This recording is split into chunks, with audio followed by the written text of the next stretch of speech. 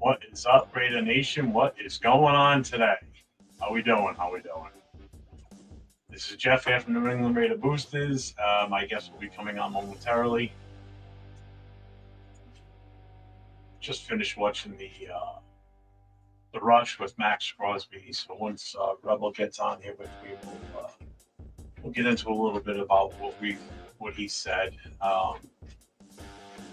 Still, everybody dealing with the aftermath of yesterday with AP being let go.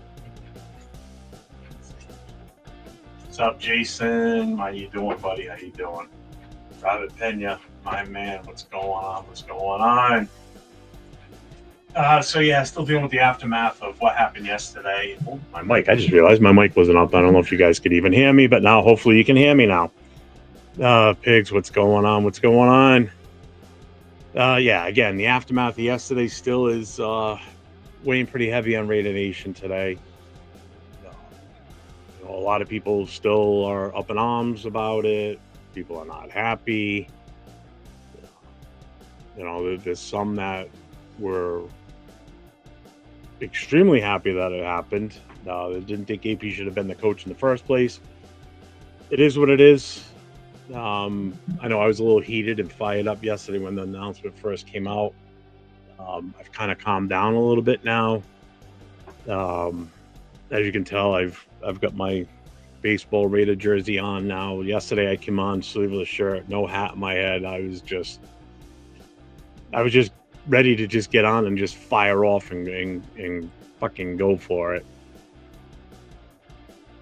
So yeah, we are used to this at this point. I mean, it seems like this is as normal as the next day of the week. Looking for coaches. It's becoming more and more the norm lately, and frankly, I'm getting tired of it. It's just still the inconsistency.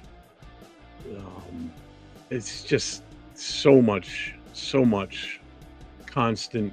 There's no continuity. There's no nothing anymore. Let's see what you got here. It just feels like we're blindsided, though. And then plus, with no guarantee of another head coach in place yet. Yeah, I mean, the head coach search is going to take some time, unfortunately. At this point, I mean, whoever's going to make the ultimate decision, the team's going to do their due diligence. We can't just jump at whoever for the next coach. We really.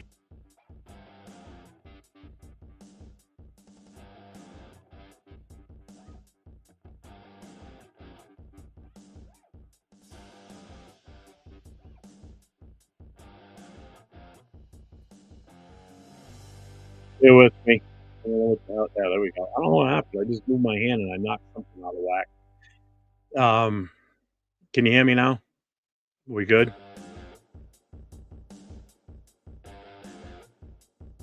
Yes.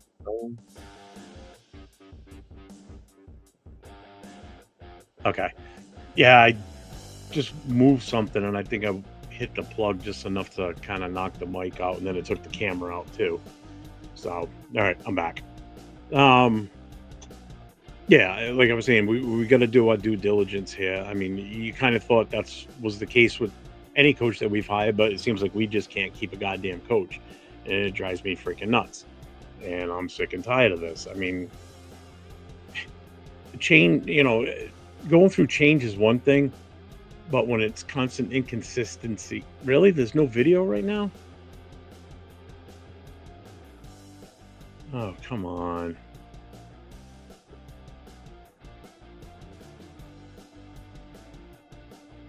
What the fuck? Only video, only audio, no video.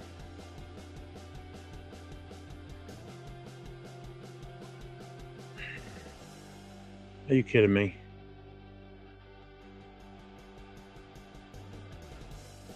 Still no video?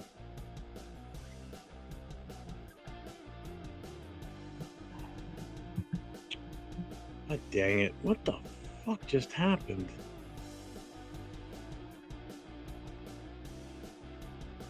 All right, you know what? Let me.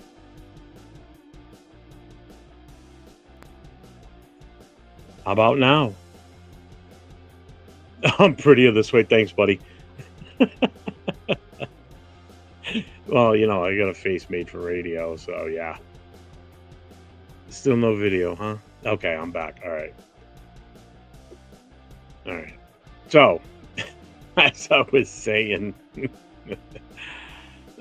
yeah, I mean, you thought we had done our due diligence in the past with, you know, with vetting these coaches, and I don't get it. You know, some of these players go to bat for them, and you know, I remember Hondo advocating for us to skip the Rooney Rule when hiring AP in the first place. Yeah, I mean, we could have done like the Patriots did, though, too, in a way. You know, if you already got somebody in house that you want to take over, like Patrick Graham, that would have been a perfect setup. You know, AP's the head coach.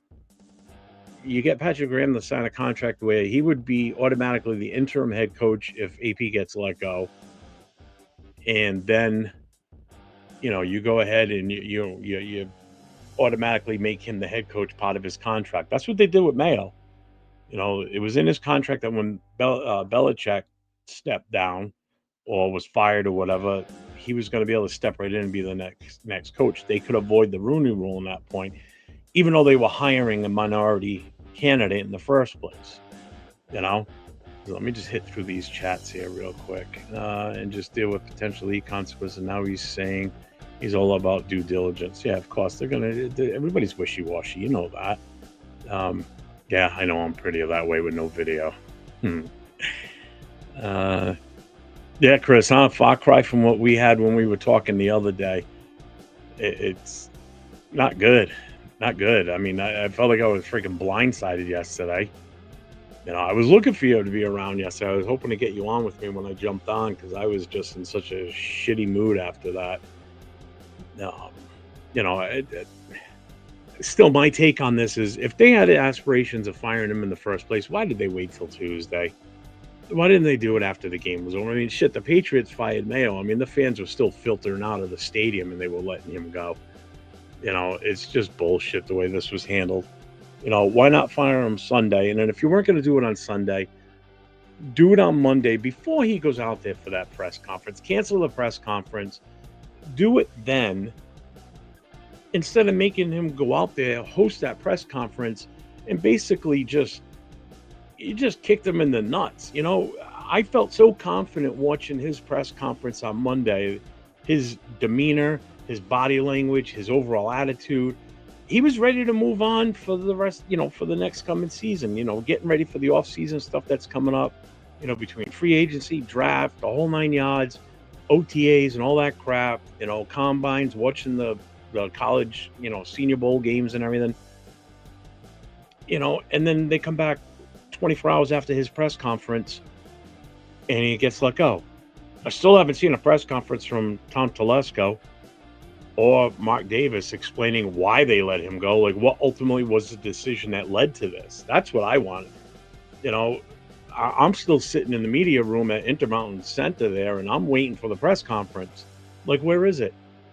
And I just hope that when they do have this, someone from the media there that's covering the team stands up and says, hey, listen, Mark or Tom, whoever's going to answer this, why did you fire him after the press conference from the day before? Why did you not just do it prior to, instead of letting him come out here and get asked all these questions? You know, like AP left it at the end that I got to go meet with Tom and Mark after this and discuss the future of the team. Little did he know, walking into that meeting, that he wasn't part of the future plans for the team.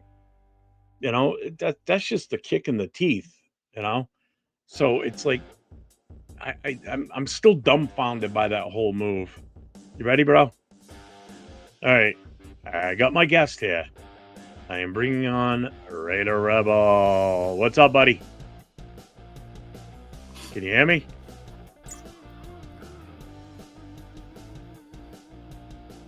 I don't know if you can hear me or not. Can you hear me, bro? Hello? Nope, you must be having a connection issue. All right, let me just bang through these chats real quick. Yeah, let's see. That's one way to avoid the ruling rules of playing in place. Yep, that's what the Patriots did. Salute, Fair Raider. What's up, brother? You ready, bud? How about now? Can you hear me? I don't think you can hear me. Oh, I can't hear nothing. Give me a minute. All right.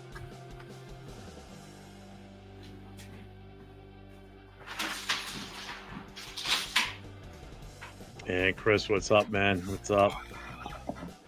Here the Raiders come with the build, BS this clown show. Yeah, that's the other thing I'm seeing now that they're reaching out to Belichick too. It's like, hey, you shitting me? What's good? What's good? What's good? Can you hear me now? Yes, sir. I can hear you. Can you hear me? All right. Yeah, they had So, in. Everybody, Raider Rebel.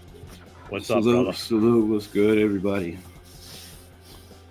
Sorry for the delay in starting the show. I really wanted to try and watch the rest of Max Crosby's podcast, The Rush, figuring, just first podcast after AP got fired yesterday. So he didn't really say as much as I thought he was going to be. I thought he was going to be a little bit more candid to say, I guess.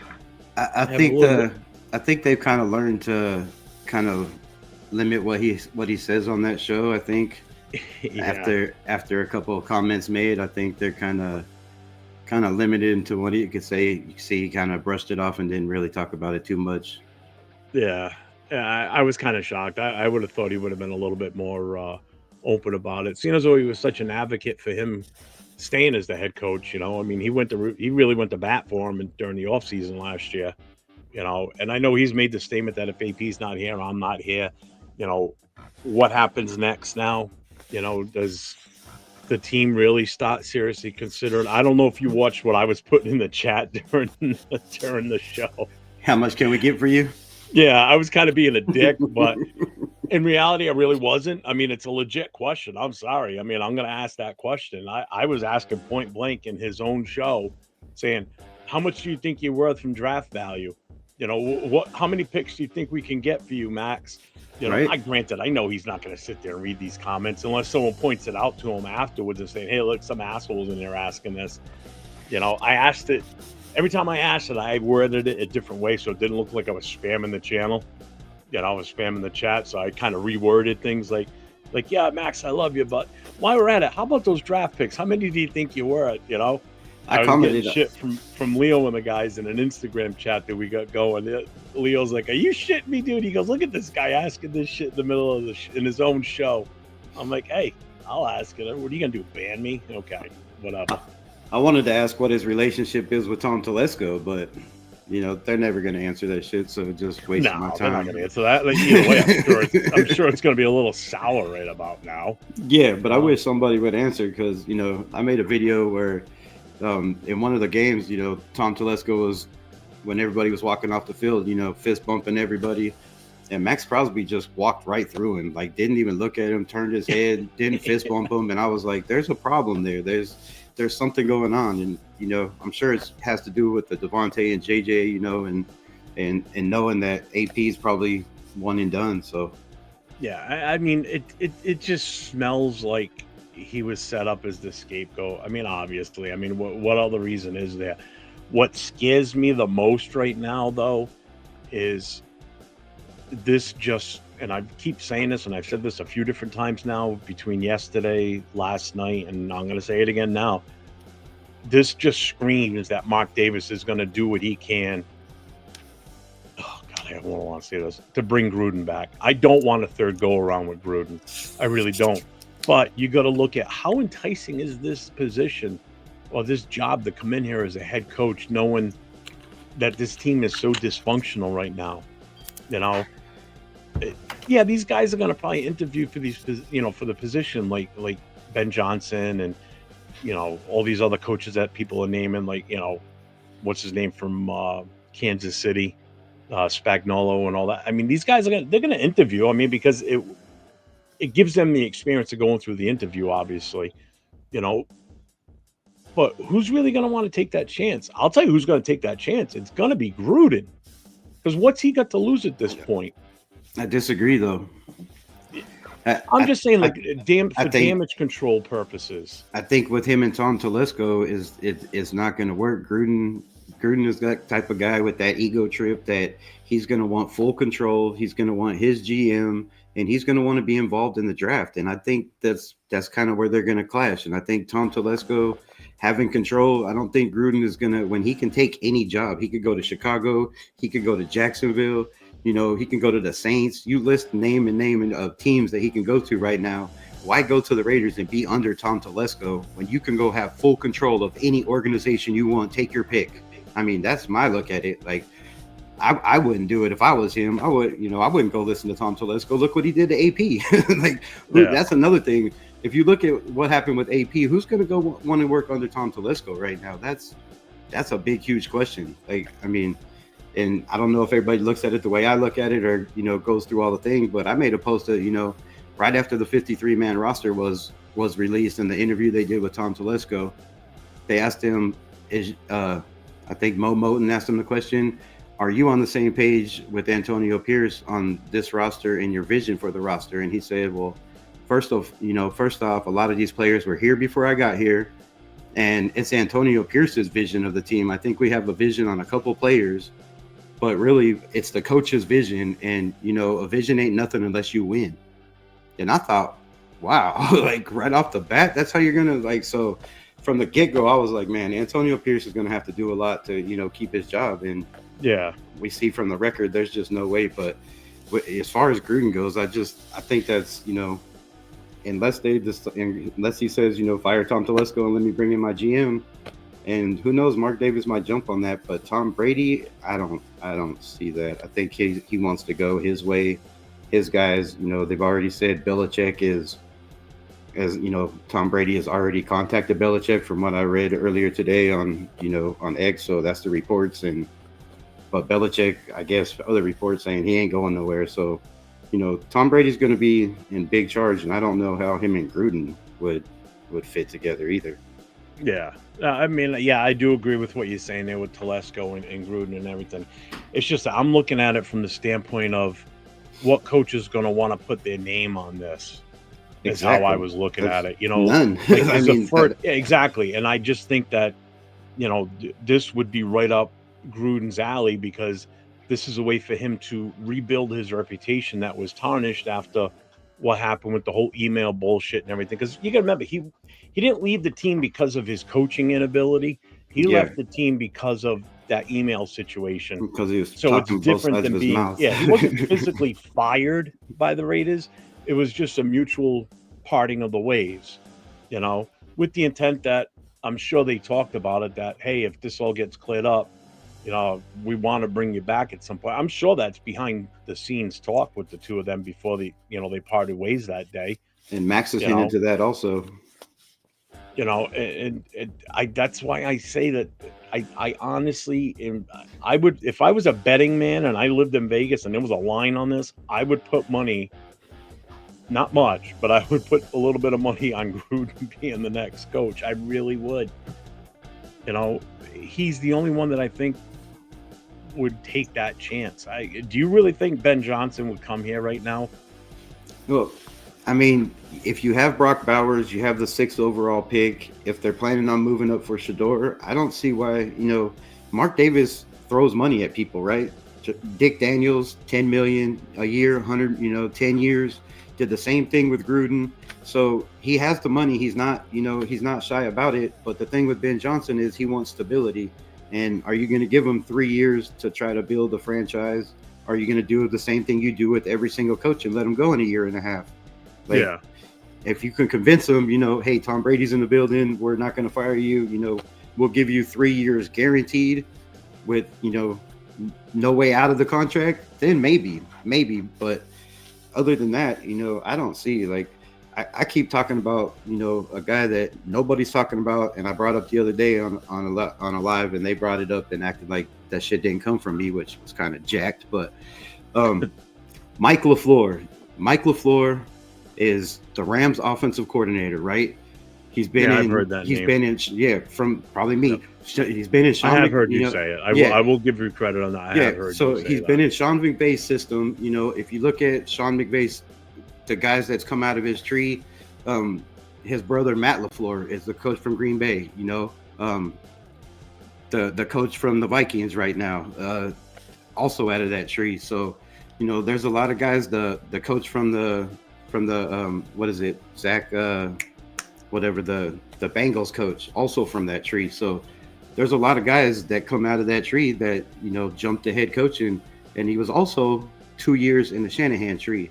So he doesn't just come from the McVay tree; he comes from the Shanahan tree.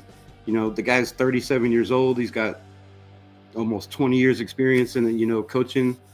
He's been around the league for a while, and I think that's a name that's overlooked. I don't know if the Raiders will take a chance if they're willing to go that young up and coming kind of Gruden route, but just look at what he's done with the Rams. They started out 1-4. They won their division. They just look at Puka Nacua, what he's done with him, with Cooper Kupp, the running back from the Rams. They have a solid running game. I mean, this man is a solid offensive coordinator. He's been in the NFL for a long time. But, do the Raiders look at a guy like that, or are they just looking at big names because, Mark Davis is trying to fill seats that have been empty the last couple weeks? Yeah. Well, when they get filled by the opposing team's fans, which is annoying as shit. That's why they've been empty, because they're like, man, we no reason to go to Vegas. Like, we already know our team's in. Ray Paul, you put Chucky out. You in favor of Gruden coming back? A lot of people know that I'm seeing 50-50 on that from the fan base. That some are in favor and some aren't. I know I'm not. I just don't want to go a third time around with him. I'm sorry. First time was good. We got something good out of that at least. We showed progress. Unfortunately, him and Al had a falling out in the middle of the night, just like when we moved to LA from Oakland years ago. It was a move in the middle of the night. Nobody knew it was coming, and boom, we're gone. He traded Gruden away to Tampa Bay. He built that team up to what it was. It's just that the coach that took over for us was a complete fucking idiot. Actually, Tampa Bay was already... It wasn't even his team. It was Tony Dungy's team, yeah. And that team was already ready for the Super Bowl. They had the best defense in the NFL when he took over, or the top three, and they just needed a offensive coach. They just couldn't score, and they couldn't get it together. And he came in with, I talk about this all the time, a subpar quarterback, and smoked us in the Super Bowl. But as far as Chucky goes, career with the Raiders is not bad. It's 67-62, which, I mean, not bad. But his last stint in Vegas, he was 29-36, which, I mean, he had a pretty damn good solid team. Had Waller, I mean, was killing it. Derek Carr. So, and then in Oakland, his record was 38-26, but he also had Jerry Rice and Tim Brown and he still had some of the some of the great holdovers from the the late 80s. A lot of those teams were there, and it wasn't they weren't missing on the draft like he did his second stint. So I mean, overall it's 67-62. I mean, you can't knock it. It's a damn good record, but with the emails and the shit he did, and come on, with the Raiders being the most diverse, fan base on the planet, like, do they really want to bring Gruden back? Like, that's just wild to me. No. And I'm hearing this a lot too about Tomlin. I don't see the Steelers letting him go. Trading for him? Yeah. I mean, you're talking that's a hell of a move to try and trade for another head coach nowadays. It's a little bit different now than it was when like Gruden was still, when we traded him away. I'm not a fan of trading coaches. I'm really not. With that Gruden thing, Tampa already had pretty much a team in place, so that the draft picks weren't going to really hurt. That was an easy decision on the Raiders have a lot of holes. Like a coach like Tomlin, is he really going to want to be traded to a team like the Raiders that are giving away his draft picks for Well, and that's just it. If there's 10 of them this year, like, you're going to give away probably all of those. And 10 of them, and that doesn't even include any compensatory picks that haven't even been doled out yet. But it's like, I want. If we're going to trade Max away for draft picks, I don't want to turn around and use those picks to bring in a coach. I want to bring those picks to bring in a player and move around the draft a little bit more and accumulate more picks so we can bring in even more players. I don't want to be using those picks that we're going to acquire from a player like him to get a coach, to bring in a head coach. How is that value?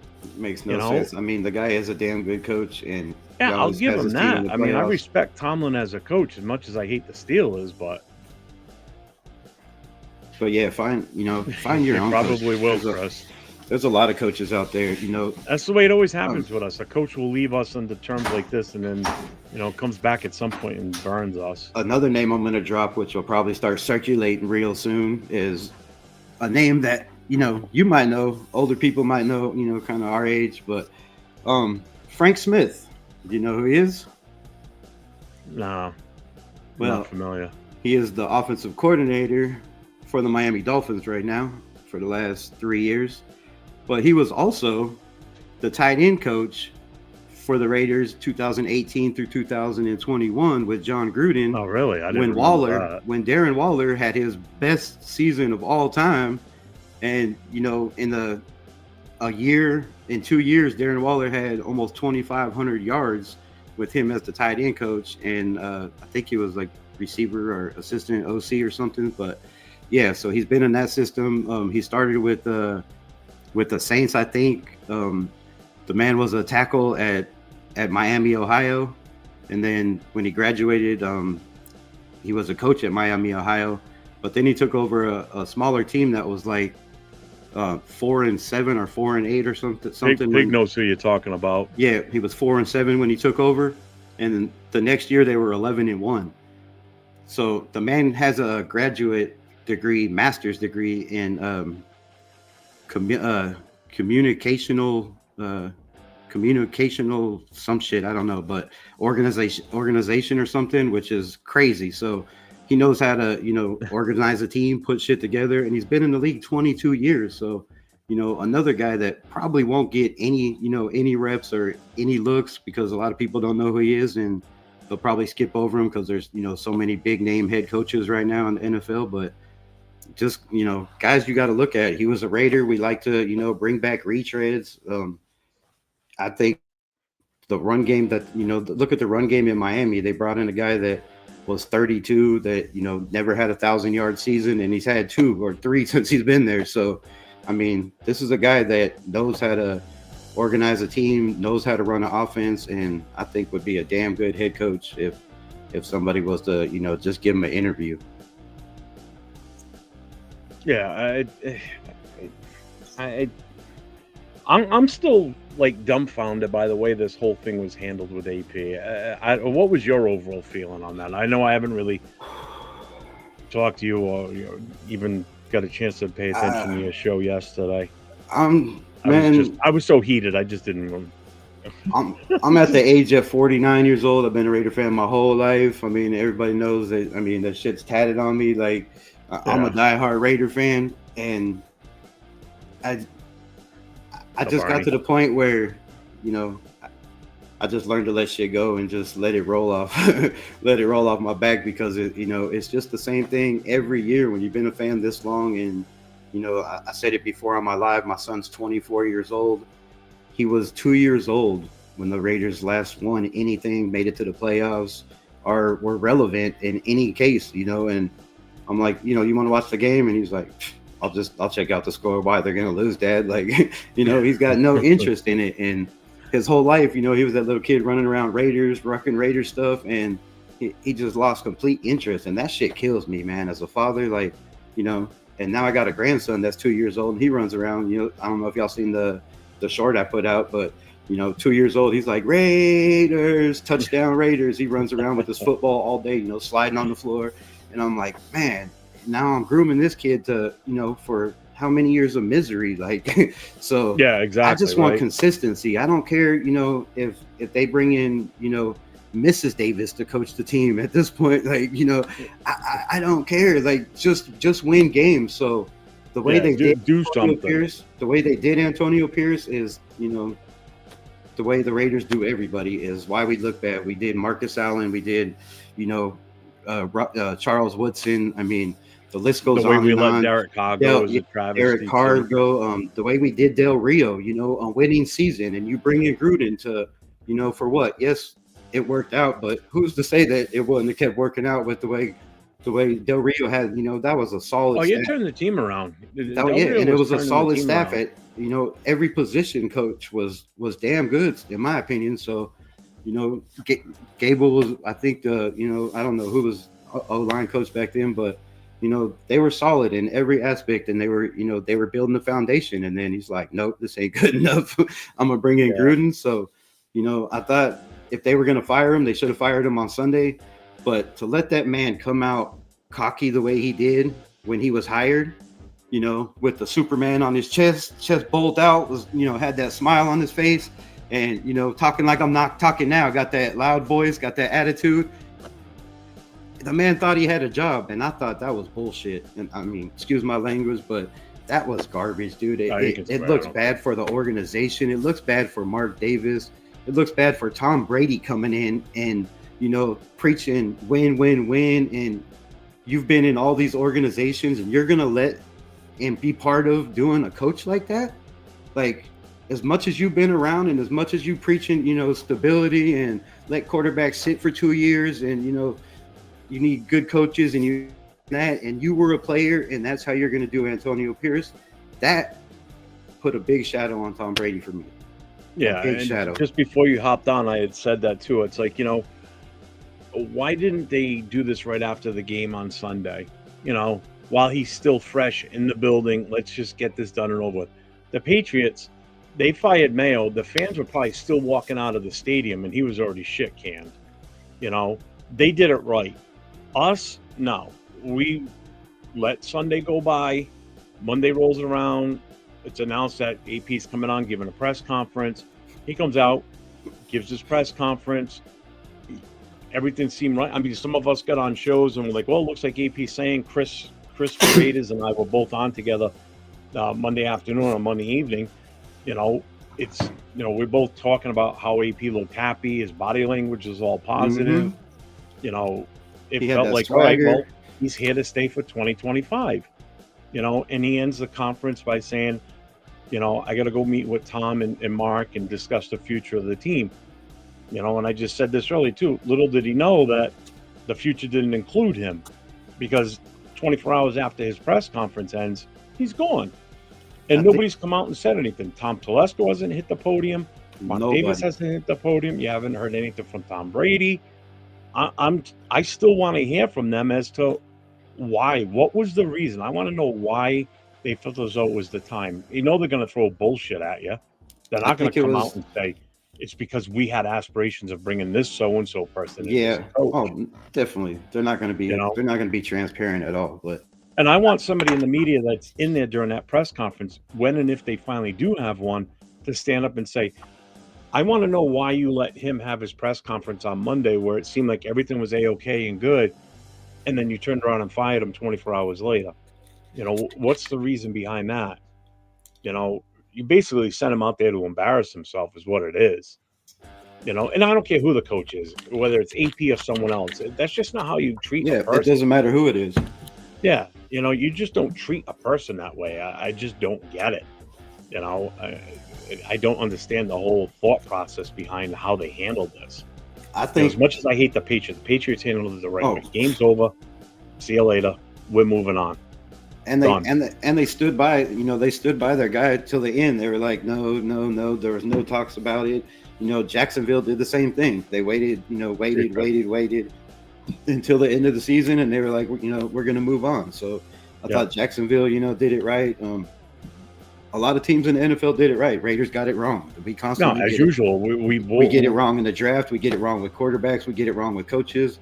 We get it wrong with letting coaches go. This team's a joke because they do shit like this. I don't know. Do you ever watch Good Morning Football on NFL Network? Yeah. I watch that every morning. And they talked about the whole AP being fired. And Peter Schrager said it best, in my opinion. He's like, in the traditional Raider way, they fumbled and they dropped it, and just going on about how they handled the situation. In traditional Raider fashion, he goes, there's 31 teams in the NFL, then there's the Raiders. The Raiders have always been, the standout. They've always done things their own way. They don't follow, They don't follow the tradition or, the way other teams do. They do their own thing. He goes, and the way they handled the firing of Antonio Pierce is exactly that situation. The way they handled it, it just wasn't right, you know? So it's like, what the fuck? Right? Shit, that's why my name's Raider Rebel. I've been a rebel my whole life because Al Davis, like, he was the rebel of the NFL. You know, like, he did everything his the NFL way. hated Like, him. yeah, People couldn't stand him. And now he's gone, and it's just their chance to get back at the Raiders because Mark Davis just ain't. Mark's got no spine. That's why. Yeah, because he's he's just a small little puppet owner, like, in my opinion. But as far as Gruden, I mean, as far as letting him go without giving him that shot, just a couple of quick names. Probably a lot of people know, maybe not, but Jimmy Johnson in his first year in Dallas, 1-15. 1-15. Bill Walsh with the 49ers in his first two years was 8-24. 8-24. First season was 2-14. Sounds like a Raider record. Next season, he bumped it up a little bit to 6-10. After that, we all know the record for Bill Walsh. Belichick, first season, 5-11. Kyle Shanahan, first two seasons, first 2 years, 9-22. Dan Campbell, 3-13-1. Yeah, perfect. I mean, that's the most recent example right there is him. Zach Taylor. And where are they right now? Also, Zach Taylor from the Bengals. Zach Taylor from the Bengals has Joe Burrow and had Joe Burrow when he got there. 2-14 first year, 4-11-1 second year. Every year after the next year, they made it to the Super Bowl. Yep. They made it to the Super Bowl. Dan Campbell is the best example to mold what you want to do. He came in, took a team. He built that team along with his other coaches and their GM. They put that team together because he really didn't have a lot of pieces of those to the puzzle when he first got there. One of the first things he did that was a good move was trading Matthew Stafford off and getting Jared Goff. Everybody thought that was a ridiculous move, but look what happened. Matthew Stafford went over to LA. They were in a win-then situation. He was what they needed, a veteran quarterback. They won their Super Bowl. Detroit gets Goff, and Goff has been phenomenal since he's been there. He's had a great season again this year. They added those pieces through the years. They built up their defense through the draft and free agency. And same thing with their offensive side. They've got one of the best wide receivers in the league in Amar St. Brown. I mean, the kid's unbelievable.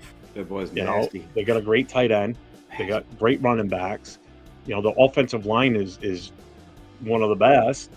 Their defense is really good. It's like they did it the way that it should be done. Take a page from their book. Give a guy a chance. Do I think AP could have gotten us to that point? You're never going to know.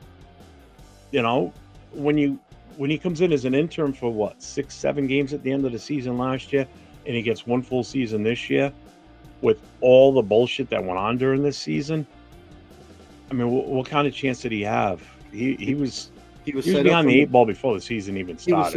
He was set up from the jump. Yeah. He wanted to go with Aiden O'Connell. Look, Aiden O'Connell finished the season in his last 6 games, 9 touchdowns, 1 interception. Now, you could say, okay, 9 touchdowns in his last 6 games, that ain't nothing. The man was a 4th-round pick thrown into a fire, should have never even been playing in the game, should have never been in that season.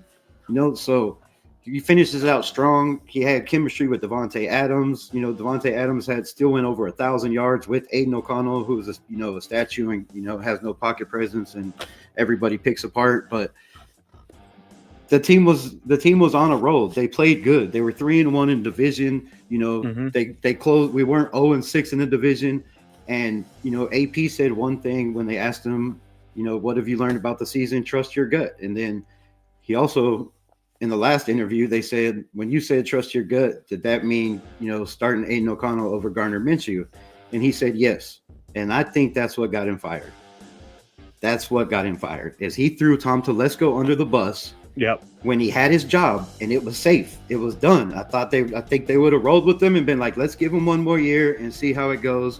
But I also think, they couldn't interview anybody till Wednesday, so they might have waited till Wednesday, and still interviewed him, with him under contract. That's legal. They can do that as long as they say, hey, we're going to check out other guys. You're the guy, unless we decide to go with somebody else. If you want to leave, but That's what we're going to do. And they could have legally did that and had no problem. But I think when he threw Tom Telesco under the bus and said, you know, I didn't trust my gut, and I made the decision to go with Gardner Minshew. And then a couple seconds later, he said, we made the decision to go with Gardner Minshew. So, you know, I thought that didn't help him. And then at the end, when he said, y'all love me when I'm winning, but hate me when I'm losing. Like, and I thought he just got a little bit too cocky at the end. And if he would have just cut that press conference a little bit earlier, things might be a little different.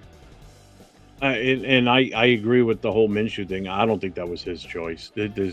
That came from above. That came from Mark Davis, Telesco, because they're not spending that kind of money on a backup. You know.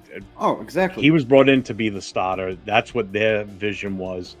You know, and I think people still get stuck on the fact that they thought we were going to get the same guy that came in and stepped in for Richardson in Indy.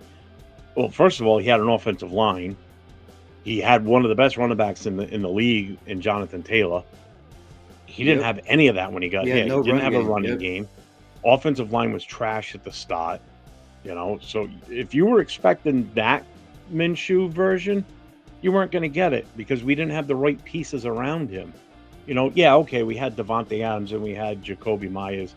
Brock Bowers, we didn't know he was going to be what he turned out to be. I thought he was going to be good. I didn't think he was going to be how he finished the season. If anybody thought that he was going to have over 100 catches on the air, you're full of shit. I'm sorry. With what we have for quarterbacks and the offensive line and everything, the way the season started, you really thought he was going to turn into that? I made a video saying by midway through the season. I made a video saying he was going to be the best tight end in the history of the NFL, but I had no idea it was going to start his rookie year. No, exactly. I had no idea it was going to start that fast. Yeah, anybody that watched at least a couple games from Georgia during the 2023 season, 2023 season, you knew what we were getting in a player. You know, you knew he was special and he had serious talent. But did you think it was going to relay into this in his rookie year? No. I know I didn't. Well, I mean, I could say one thing. If Devontae Adams didn't leave, I don't think he would have had the year he had because they would have been forced to throw the ball to Devontae Adams. So I think Devontae Adams missing those games and leaving did Brock Bowers a huge, huge favor, in my opinion. He was the number one guy. Yeah. And he would have never been Jacoby Myers a favor, too. Well, still, he was number one target. And I don't think he would have ever got to, that point if Devontae was still on the team. So I think Devontae wanting out did him a huge, huge favor. But, back to AP getting set up, I think one thing about Tom Telesco is, he said he had to evaluate the team and he wanted to keep guys in-house. That was his main thing, was to keep Raiders that were, homegrown talent in-house. Well, the number one homegrown talent, you let walk to Green Bay, and look what he's doing over there. But the point of that is, Antonio in every press conference said, Josh Jacobs is the heart of this team. Josh Jacobs is the heart of this team. How do you kill a deer? You shoot it through the heart. Yep. How do you kill something? You rip out his heart. So you take the heart away from something and it's dead in the water. And Tom Telesco knew from the jump that this was the heart of the team. And he never even picked up the phone to call the man to say, what can we do to keep you here? He didn't want him here. He knew if he was here, this was going to be a damn good team. And if we had a running game, Gardner Minshew was going to be better. You can't control the interceptions and the turnovers, but you give him a run game, and you've seen what he did with the Colts. You've seen what he did his whole career. You've seen what he did in Philly as a backup. They had a run game. They had receivers, He can work around the offensive line. Aiden O'Connell, too. Like they said, the plan was to go with Aiden from week 5. I don't see why they didn't. They never went with Aiden week 5. So I don't know, how that turned out. But I think they let Amik Robinson walk. And they bring back guys like Andre James. You bring guys like Jenkins back. I mean, RM. It's like, come on. Like, there's so many guys moves that you could have kept around, and then you let those guys go. Which Amik, you can't say he was he was kind of the heartbeat of the defense. Like he was the spark plug, not the heartbeat, but he was the spark plug. He was always out there yelling, screaming, fast, running around. If he made a mistake, he made up for it. A play or two later, a fumble, an interception, and I think Tom Telesco, being around the NFL as long as he's been around, knew how to, how to make this team without saying, everybody said we were tanking. Tom Telesco knew how to make this team tank without having to tank. You took a damn good roster. Yeah, he did it organically. A damn good roster and a defense that should have been top 10 minimum in the NFL. That's what pisses me off the most. You look at how the team finished on defense at the end of the year, and with then backups. And it kind of went to shit.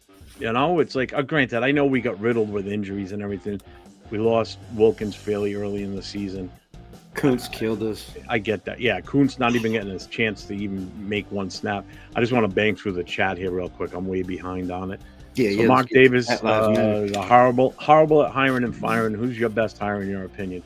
Me, it would be Vrabel, but he's going to New England. I don't see him going anywhere else. What do you think?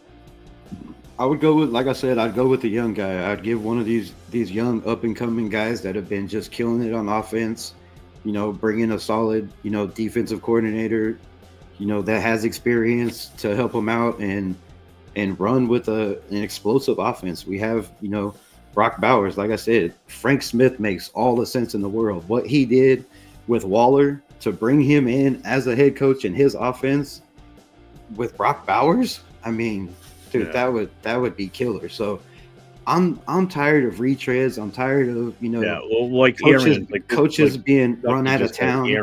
Arians is another retread. Coaches running out of town that they're like, oh, it didn't work here because he didn't have this. It didn't work here because he didn't have this. Well, we don't have a lot. So the whole reason Arians stepped down in Tampa Bay was because of Brady. So why would he want to come here to be under Brady? Right? I don't know about that. It was Brady that got rid of him. I don't think he stepped down because of Brady. Wasn't it Brady Brady was like, we need a new head coach or I'm out. I would go, like I said, like that Mike LaFleur, Frank Smith, give one of these new guys a shot. Like it worked, when they gave Gruden a shot.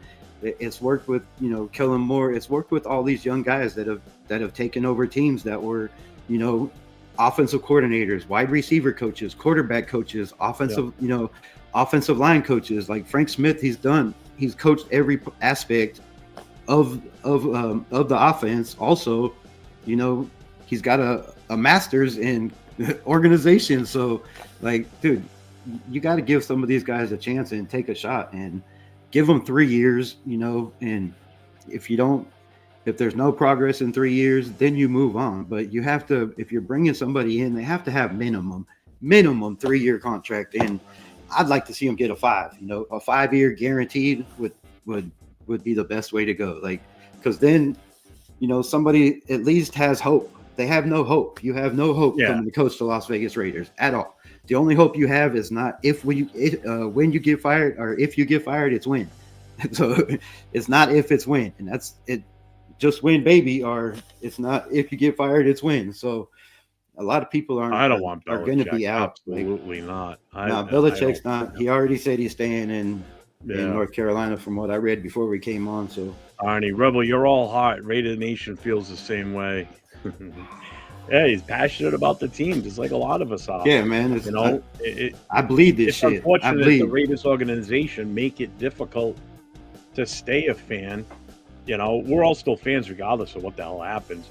Yeah. What I feel for is the younger generation that are trying to, or, are basically born into it because their parents, their cousins, or whatever are, Raider fans. It's tough to retain some of these youngsters that are trying to be Raider fans when they don't know what it's like to see a winning team.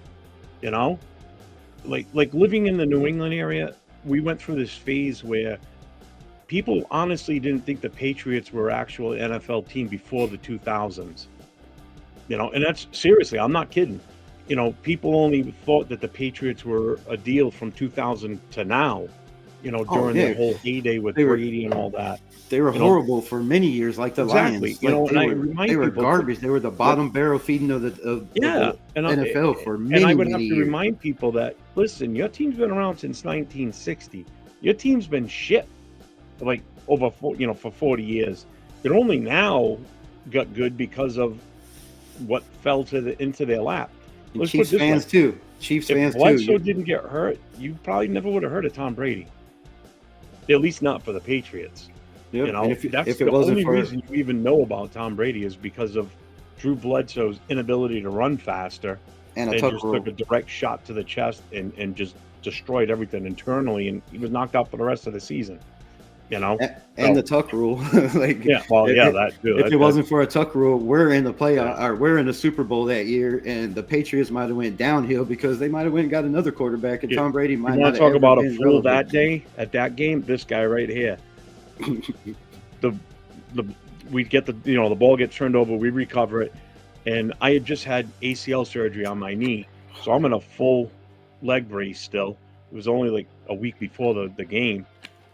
Snowing like a bastard outside. We had you saw the snow that day. I'm only 30 miles away from the stadium, so we had like 2 feet of snow on the ground here, and we recover the ball, and I'm jumping up and down. I'm in a household full of Patriots fans, cousins and family and everything, and I'm hooping, I'm yelling and screaming, and then I hear somebody go, "Whoa, wait a minute!" And all of a sudden I just went, "Huh?" And that was it. I mean, the game ended. They all went outside because we lived right next to a hill at the time. They're all sliding down the hill, and I'm just standing out there in the snow, just looking all dejected and pissed off. I'm like, what the fuck? I went from like that high, like we're going on, baby. We're gonna win the Super Bowl. Oh, Nope. I thought it was a lock, dude. I was rule. jumping up and down, yelling and screaming, like flag on the play. I was like, the what? He did what rule? Yeah. What?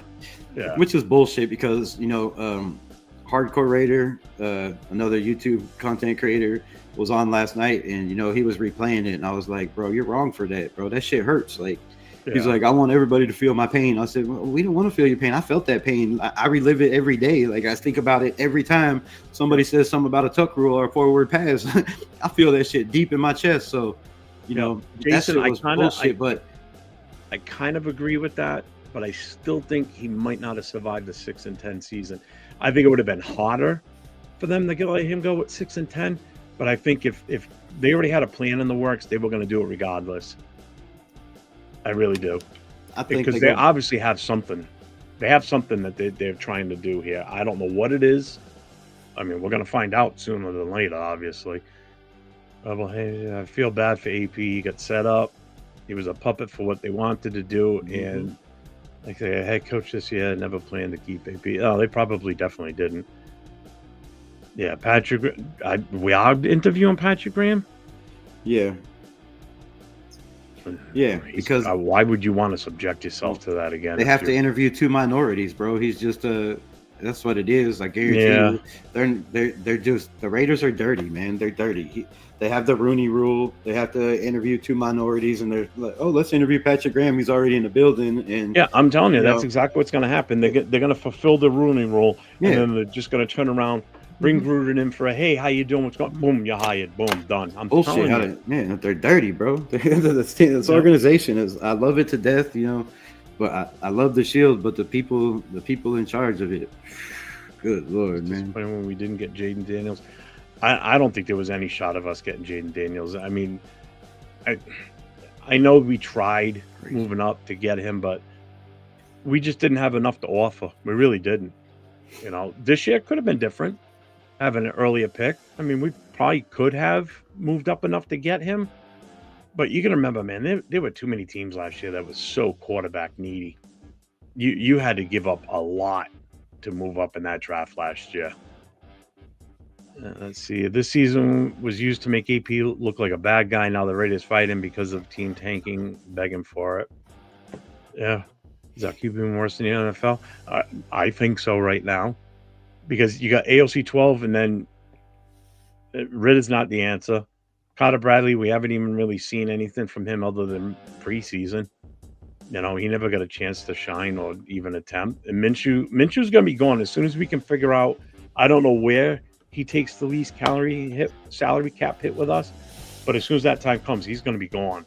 I can't imagine us keeping him. I could see it. I don't think so. I could see him going back to the Colts. They need a veteran. He was good. He was good with Anthony. Anthony Richardson was pretty good the first couple games with him there. you know, and then if he gets hurt, you got somebody to take over that already knows the team, knows the system. They're going to bring him back, you know, for a cheap deal, probably. Our running back room is definitely the worst. There's no two ways about it. The worst of all time. Not the worst. It's the worst of all time. Yeah. This is the worst running back room in the history of the Raiders organization. It's definitely the worst I've seen. I mean, the only real bright spot really is Abdul. I think he played good for his age and what he brought to the team.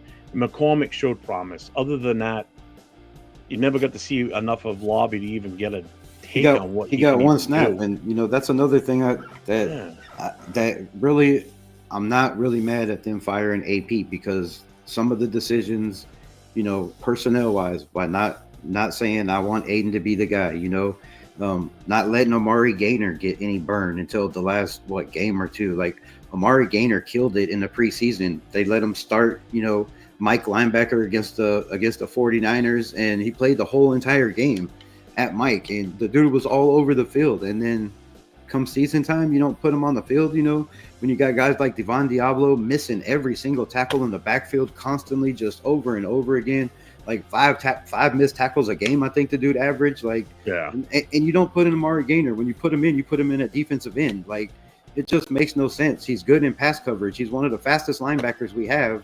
And, you know, you leave him on the bench. Amari Gaynor, I mean, you know, Dylan Labe, the same thing. He comes in, he has one fumble, and that one fumble, it's not like he dropped the ball or, you know, it was knocked out by a Hall of Fame defensive end many can argue one of the greatest defensive end of all time. And then he never saw the field again other than and then wallered in his own misery for a whole season. For the whole rest of the season, sat on the bench with pads on, like going, "Coach, can you put me in? Coach, please." Well, like, the sad part is, you know what? And we have no run game when we're averaging 29, 30 yards a game. You don't put this kid in one time. Whose decision is that? Like, if that's AP's decision, then I mean, I'm not. It makes him getting fired a lot, you know, less harder, because I wanted the stability and shit. But when you make dumb decisions like that, you know, and I don't know if that's Tom Telesco saying, "Oh, we're not playing him because he's a rookie," or, you know, the offensive coordinators, but he did say in his last two press conferences, we'll see Dylan Labe get some reps, right? So who's making him the liar? Like, is it the offensive coordinator? Was it the Turners, you know, saying, well, don't give him any reps? Is it Tom Telesco, you know, on the phone calling the Turner saying, don't put Dylan Labe in? Not to mention what it does for the kid's confidence too. Yeah, that's why you know, just sit on the bench. The kid's confidence going forward. You know, he needed, after that fumble, to get right back in that game again next time we had the ball. And you let Amir Abdullah, who fumbled on the 2-yard line, and cost us a game. But he's a veteran, so we're going to come right back in and play. You let Zamir White, 2 fumbles, still got carries the exact next play. Like, that, how do you you know, I don't know, how do you explain, or, you know, it makes no sense. I don't want Gruden, and I don't think Rebel wants Gruden either. And Tom T is an evil genius, son of a bitch. I mean, Ben Johnson would be nice, but do you really think he's going to come and put his name on this position, you know, on this job? I honestly don't know. I don't think so. Not unless besides, he's got a good thing going in Detroit right now. If they don't win a Super Bowl, I don't know if he's going to come back. He's not going to come here. I wouldn't. I mean, what's enticing about coming to this job at the Raiders? The only thing that's a bright spot is we got the 6th pick in the draft, and we've got about $115 million in salary cap, and you got a great tight end. Whereas the Patriots, you look at New England, and I'm only saying New England because, number one, this is where I live. I live in New England territory, and I know what goes on around here a lot more than most people do because it's the big news thing around here. They've got a number 4 pick. They've got a really good rookie quarterback. They've got over $130 million in salary cap space. You know, they've got building blocks that are already there. What they really need is an offensive line and a wide receiver, and they're off and running as long as they get the right coach. That is the job in the NFL right now that's going to be the top one, I'm telling you, just because of what they can offer, an incentive to a coach, just in those intangibles right there, draft pick money, and you got a quarterback that's shown promise as a rookie. You know, you give him a couple of pieces, they're going to be good. And they got a decent tight end in Henry. I mean, the kid's good. You know, God, that hurts saying that about the Patriots. That'd be like living in Kansas City and saying, "Oh yeah, the Chiefs are really good." You know, but you got the same thing. You have no idea how much I hate New England. Oh God, any Raider fan should after the Tuck rule, and you should still hate Tom Brady. I would still punch if he walked in this room right now. I'd still punch him in the face, even though he's part of the Raider organization. You know, when I'd still fucking hit him. You know, and I lost even more respect from Tom Brady, which I don't even know how that's possible because there was no respect there. But yeah, when Mark Davis said, "Was it a fumble?" and Tom Brady said, "Yes, it was a fumble." You're a bitch, bro. You're a bitch. I'm sorry. He actually admitted it on that 30 for 30 with him and Woodson. Dick Daniels too. The same thing. Was it a fumble? He said, "Yes, it was a fumble." Do I need to say anything else? Nah, bro. You should have never even said. That's another coach that never should have been hired in the fucking first place. Dick Daniels is a bitch. No self-respecting man. If you believe like that, you know, come on. You know, I'm not gonna say that. If I was a Raider and I went to another team, I'd be like, sorry, bro. Like, no, it was. You're right, Arnie. Chase on won, right? That's one guy I want to make sure we bring back. So the Raiders organization better get this figured out quick because I'm 17 and I'm 17, got the rest of my life, but I want to see us win before I get too old. Okay, I'm going to comment on this one. All right. So I've been a Raiders fan since 1976. Okay. So when the Raiders won their last Super Bowl against the Redskins, I was 14 years old. Okay. I'm 54. I'm going to be 55 in 4 months. So it's been 40 plus years since I've seen them win a Super Bowl. I was 8. I've waited 40 years for them to get there. Okay. I can't wait another 40 years. Another 40 years, I'm going to be in my 90s. I don't have 40 years. Look at me. I am not the figure of health. I'm 6 feet tall. I weigh over 300 and something pounds. I'm a big, fat offensive lineman at heart, center specifically. I'm not going to live to be in my 90s to watch. I can't wait another 40 years. You know, am I going to make another 15 to 20? I hope so. I hope they win it sooner than that because I don't know how much longer I got. You're at least 17. You've got time. You know, you can, and that's what I thought when I was your age when we won last time. I'm like, this is going to happen again. So I'm telling you right now, be prepared to be waiting for the long haul because it's going to take some time, especially with the way that this function and this team is right now. It's not going to be a quick fix. Shane Butler's always on my channel. Yeah, he's a Raider fan. I've seen him around too. Yeah, good dude. Family's all Eagles fans, so he's like, man, we played the Eagles this year, so he's stoked. But yeah, he's like, the Raiders have a chance to win. Please tell me they do. I'm like, I don't even know who the coach is or who's going to be around, so I have no idea. And this is the truth, right? What it's going to be like next year. It was definitely a humiliation ritual. It was just disgusting. Yeah. The messed up thing is they tried to make AP look like a clown, and they made the organization look like clowns, and that's the hard part. So all right, so Jason, you're talking about Minshew, right? $7 million past June 1st. Yeah. So that means we need to cut him before June 1st, right? We can cut him or trade him. I'm sure somebody will give us like a 6th round pick, next year. Dude, I'll take a peanut butter and jelly sandwich. That's what I'm saying. Somebody will give us something because he's still a decent quarterback. I'll even go government cheese and shitty ass bologna on fucking wheat.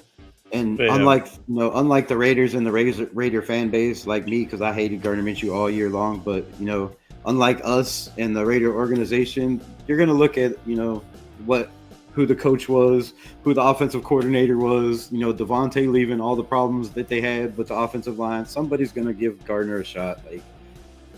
So, Arnie, we need a CEO-type coach that demands respect from players, position coaches, and staff with a creativity, adjustable game plan. A QB whisperer says, who to you? Oh, boy. Who does that sound like? Because you basically want a hard-ass type coach that's going to come in and delegate to his staff and put players in their place. There's going to be no free rides. That's how you're going to have to approach this. So you need a no-frills, take no bullshit type coach. And not going to be a fan of what I'm going to say. Gruden. But Gruden is that type, I know. And trust me, I don't want him. Belichick is that type. Because Belichick, you saw what he was like when he was here in New England. If somebody gave him shit, they didn't last. Because guess what? He'll find someone else to make that work in that position. Players didn't come screaming for money here in New England. They came here because they knew they had a shot to win a Super Bowl, which is what every player wants before they retire. You know? Yeah, they got to put up with the bullshit and the hard-ass coach and everything. But guess what? In the end, I got one of these. I get the ring. You know? So if that's what it takes, to answer your question, Ani, I think those are the two right there. Everybody else is going to be Vrabel's, but not the Vrabel quarterback would whisperer. be. Yeah, you know what? Not the quarterback I agree with that whisperer one. part. Yeah, not the quarterback whisperer though. Gruden definitely. You know, but again, it hurts. Everybody wants these quarterback whisperers, and I keep telling y'all who the quarterback whisperers are. Look at the Sean McVay system, bro. Just look at the coaches that are coaching around the NFL and what their quarterbacks are doing. Look at the Green Bay Packers and Jordan Love and Matt LaFleur. Look at the Vikings and what they're doing with Sam Darnold. Like, those are all Sean McVay coaching trees, and the guy sitting in his offense right now running it is Mike LaFleur. Like, you have to look at all they have a good running game. They have solid. The man is an up and coming coach, and somebody's going to give him that job. It's going to be somebody's going to interview him. Somebody's probably going to see this and be like, damn, who is this guy? Let's call him in the building, because I don't know, but you got to look at those guys, and you got to another guy is a guy we have in the building, which we're probably going to lose, in Luke Steckel. Look at Luke Steckel as a tight end coach who's been around the NFL for 22 years. He was also assistant offensive coordinator for Mike Vrabel with the Tennessee Titans for 2 years, and then he was the assistant offensive coordinator and passing game coordinator for the Tennessee Titans. So the man's been around. He's been assistant head coach in two different organizations. I can't think off my head right now. The Cleveland Browns. So he started out with the Cleveland Browns as assistant head coach for 3 years. Then he was assistant head coach to Vrabel. And look what he's doing with our rookie tight end Brock Bowers. This man is already in the building. How many coaches promote guys from within? Like, we have guys in the building, and Mark Davis and Tom Brady, we're doing interviews in the building.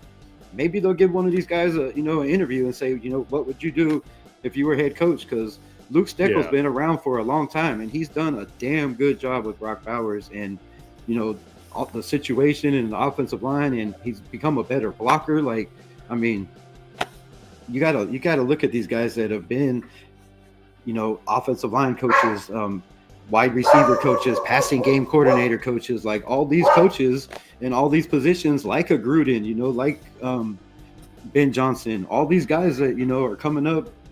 That's the NFL. That's where the NFL's been going, for a long time. And you can keep taking chances on, these retreads or these guys that are outdated that, I think bringing in Marvin Lewis kind of hurt the Raiders. He's been around, been out of the NFL for a long time. It's past him. It's a completely different quarterbacks run now. They don't pass the ball. Like, that's shit he don't know and he's never seen, like good days of just pure pocket passing quarterbacks. They got to have some mobility. I'm not saying those old guys, are still can't win in the NFL because, there are guys that can prove, but just look at the average, coaches. They're late 30s, 40 years old, and they're doing damn good. They're innovative. That's the whole thing. The innovative, new style. Get rid of the same old shit that we've been doing for years and years and years and years and years. West Coast offense, like, revamp that. Come up with a new name for it or something. But I like people that change stuff around. Run spread offense, run motion. That's something that if you go back and watch some Rams games, like Mike LaFleur has their offense constant motion every single play. And for as old as Matthew Stafford is, and I'm not saying he's old because, I'm way older than him, but, for his age as a quarterback in the NFL, to still play, at his caliber and, still be in it. That team could have fell apart. And I know, McVay's the head coach and it's probably his offense, and calls the plays, but this man comes up with the plays. And I'm sure, a lot of times he's like, want to execute them. So, you have to look at these guys, and I think that's what we need. We keep going to, we tried to bring back Gruden twice. We tried to, give Dick Daniels his third opportunity when a guy, had a job with the Colts and then just left and didn't even call and say he didn't even want the job and just went back to New England. Like, and that's a guy you bring in. Like, I don't know. So I hope with Tom Brady in the building and Mark not involved completely 100%, in the hiring. I'm just not crazy about Telesco being involved in the hiring because he doesn't have a great track record. I'm not crazy about Telesco being in the building. I mean, honestly, if he needs to go play with his draft board in free agency and leave the decision of the head coach to Brady to tell Mark Davis, this is who you're gonna hire. That's how I look at it. Here's my thing about Tom Telesco and the draft board and him drafted shit. Like, if you go back and I don't know, if people watch what is that fucking what the hell is this show? The NFL show where the behind the scenes and shit. Inside the NFL?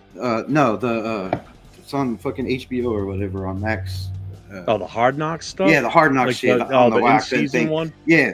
So, if you pay attention and you watch Hard Knocks, right? The owner for the Giants, that's the one that's been on lately or whatever, the Giants one. Yeah. So, they got the guy in the war room. You got him, drafting Malik Neighbors or talking to the guys. You see how the interviews go, right? It's a general manager sitting there, asked one question, and the four guys they interview. The coach asked all the questions. The scouts are the guys looking at these guys, evaluating these guys. General managers go to maybe one game, check out a guy, okay, see what they're talking about. They're not the ones picking these guys. They're not the ones that, there's 20 people. They're relying on the scouts. There's 20 people in that room. They're relying on the scouts. They're relying on the coaches. They're picking guys that, fit the system, that fit what their coaches are trying to do. Also, if you look at Joe Philbon, his interview last year, he said he was on an 1.5-hour Zoom call with DJ Glaze.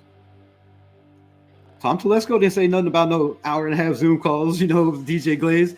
Antonio Pierce didn't say he was on those Zoom calls for 1.5 hours with DJ Glaze. Joe Philbon is an ex-head coach. He's an offensive lineman. I think that was DJ Glaze. That was his pick. I think, JPJ was him saying, bro, you need to get this guy. Those are opinions in there. And if you watch their drafts, their general manager for the Giants, and I'm not saying Tom Telesco does it like that, but he says, all right, these are our top 3 guys. If they're there, who are we picking? I say this guy. Who do you guys say? And, a couple of times he's been like this guy, and they're like, no, this guy. And they're like, why? And he's like, okay, that guy. So, they're changing this guy. Like, they're just changing the man's mind. Like, he's like, all right, well, shit, if you think it's that guy, let's go with that guy. When there's 20 people in there saying this guy and you're going this guy. So I don't think that was the case. I don't think it was Tom Telesco saying, give me Brock Bowers, give me JPJ. Brock Bowers, come on. Everybody thought he was going to be gone in the top 5. Nobody thought he was going to be there. So I think, the running backs that we got, the safeties we got, the defensive guys we got, I think was Patrick Graham and Antonio Pierce, saying this is the style guys we need. So Tom Telesco gets too much credit for the draft. Like, yes, he has to agree, and they have to run it by Mark Davis too also. So it's not 100% Tom Telesco going in the war room and saying, I want this guy, we're picking this guy, this guy. The whole room was involved. So, if you look at Tom Telesco, what he did in free agency, I'm not all in like Raider Nation is with Tom Telesco. I think he should have been fired with Antonio Pierce, like been out the building. Yeah, I kind of don't disagree with that at all. Coach, that is good in the interview. Make sure in the interview process that these guys are compatible. But I'm not impressed with what Tom Telesco did. Everybody gives him credit for Christian Wilkins. Christian Wilkins said in his interview he was coming to Vegas. The Antonio Pierce and the Raiders and Adam Butler reached out to him, so he had already planned to come to the Raiders. Tom Telesco just made the money and the contract work and shit. So that it wasn't like he brought him here. And then other than that, I mean, what did he do? He re-signed Adam Butler. He re-signed Amir Abdullah. We had he re-signed Madison, who was one of the worst running backs in the NFL. Our running game was out. Our running backs, the entire squad, every game was outplayed by the other team's backup. Yeah. Except for three games. The other team's backup outran our team in every game but 3 games. That's just horrible. And for Tom Telesco, if you look at his track record with running backs, horrible. The only one he hit on was a UDFA. That's not even there. He's over there helping the Washington Commanders, right? Yeah, Eckler. Yeah, Eckler. He was over there helping the Washington Commanders make it to the playoffs. So if you look at Tom Telesco, he's been around a lot of good quarterbacks, and Peyton Manning, and the list goes, Drew Lock, and he's been around all those guys. But he wasn't the main guy there either. There was other guys in the building. He was assisting on some of those. So when it comes to running backs and offensive lines and shit like that, I don't, we'll see in this draft when they bring in, a new guy. And also, Tom Telesco never brought in his scouts. The scouts were there last year. These are the Dave Ziegler, Josh McDaniel scouts. The same guy has been in the building. So that's not even his scouts, bro. We don't even know what he can do yet. Wait till he brings in his scouts now that they have to bring in a whole new team. And let's see what happens with this draft. And if it's a good draft, then I'll give Tom Telesco some credit. But until then, bro, after I seen AP and jumped on that board, I'm done. You're gonna have to, I'm from Missouri now, the show me state. You got to show me something. And this is my son saying this right now. Another upside to coming to the Raiders is cap space for free agents, and and our draft pick too. I said that earlier too. Yeah, the draft spot is nice, but dude, with the draft spot too, like if you're trying to fire your coach and you already knew AP was gone and you're trying to bring in a coach, why would you tell him to just win, baby? Yeah, exactly. Why would the owner say, I don't care about tanking, I don't care about the draft, I just want to win games, show me you can win? He shows he can win. And yeah, granted, they were, shit teams, whatever. It's the NFL. Every team is good. They're the 1% of 1%ers, that make it. So bad or good, it's still how, matchups, running games, and all that. This is another name that I've seen pop up lately. It was Liam mentioned Cohen. last night on a show I was on with Rundown in Leo last night. They were talking about him. I don't know enough about him. I know who he is. I don't know enough to say, yeah, I like that guy or not. I can say this based on what I've seen from Tampa. I can definitely see why people have thrown his name out there. I get it. Yeah. But you also got to look at the weapons he's got too. We ain't got those, which is what he's going to have to do if this is the guy that, ends up being the one, And by the way, just while we're on the subject about Tampa Bay, they're my dark horse in the playoffs. They're a sneaky team, I think. I wanted Baker Mayfield when he left the Rams, dude. I wanted Baker Mayfield when he was a free agent for $4 million. $4 million. We could have got Baker Mayfield. And people laughed at me they were like, Baker Mayfield's trash. I said, bro, watch what Baker Mayfield's going to do. Put him in the right system. How long's Cohen been in Tampa? Was he there when Brady was still playing? No, see, that's what I was going to say too. Liam Cohen, I do believe, and I could be wrong. It's happened once, I think, in my life. No, I'm just kidding. But Liam Cohen, I think he was with the Rams, not maybe last year or the year before. So he wasn't there during the Brady time. When they sucked ass. So he was with the Rams and got fired. And then Mike LaFleur took over his job, and look at how the Rams are doing now. So a lot of people say Liam Cohen, which I like Liam Cohen. But as a head coach, you're gonna have to show more. Like, you lost your jobs with the Rams. I do believe, and I could be wrong, but I said, but I think he lost his job with the Rams, and then Mike LaFleur took over. So Liam Cohen could be that guy, but Baker Mayfield is good, but look at his interceptions too this year.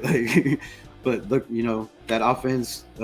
Who knew Bucky Irving was going to come out and just kill it? He had aspirations that he was going to be good, but this good, who knows? Yeah, come on, look where he was. Look where he was drafted, and then come out and just perform like that, break the bank for Ben Johnson. That's if he even wants to come here. To be honest with you, I honestly don't know. What worst case scenario QB next year, Mitchell? I really don't even want to, like I said, Arnie, last night when I was Minshew's out of the building. Can we not ever mention that name again? Please stop. At this point right now, my mindset and talks that I want to do right now is just on the thought process of the coach. Because what we think we should do in free agency and the draft Yeah, I'm not What doing any players mocks going either. forward means absolutely nothing at this point until we know who's coming in as the coach and whose assistants are going to be and who his coordinators are going to be. That's a big Because until that is said or until that's laid out, you don't know the direction we're going to go in. Because if you get a heavy defensive-minded coach in here, that changes everything. Because now he's going to have to heavily rely on whoever his OC is, and we don't know that yet. So talking draft and talking free agency really at this point, the only thing I can say about free agency is how much of an impact this may have on guys that we wanted to re-sign that may not want to even re-sign with us now, that were for AP and don't want to come back into we're talking about a complete retooling of this team again. We don't have much to build on, to be honest with you. We really, especially on the offense side, other than a top tight end, a center, a right tackle for sure, and a left tackle. Other than that, then Jacoby Myers. Other than that, what do you got on the offense side? We don't have a bona fide number one. I thought Jordan Meredith did pretty good at guard. Yeah, but I'm talking about guys that are going to be here that have immediate impact. On the defense, we're better on the defensive side, and it showed. Plus with the pieces of the puzzle that were injured during the season. So it's like, how enticing is this job really? I wouldn't mind Robert Saleh, whether it's as a head coach or a defensive coordinator. I'm not against that move either. I'm really not. Let's ask this question also. Go ahead, you can read that. Tom Brady found the next junker. Yeah, it's going to be Gruden. I'm telling you that. I'm sorry. I know I keep saying it, but I'm not going to be mad at it. Everything's directed it right at that right now. I'm sorry. Gruden did the same thing where, he started that, a lot of y'all into dreams, dreams of making the NFL, dreams of being in the Pro Bowl, dreams of being an MVP.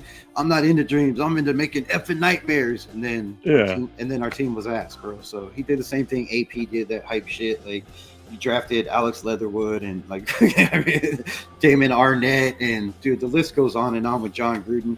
If he has anything to do with drafting, no. It's going to be hard to watch because, dude, with personnel, he's another guy with personnel. He's just not good with personnel. Like, he's a good offensive coordinator.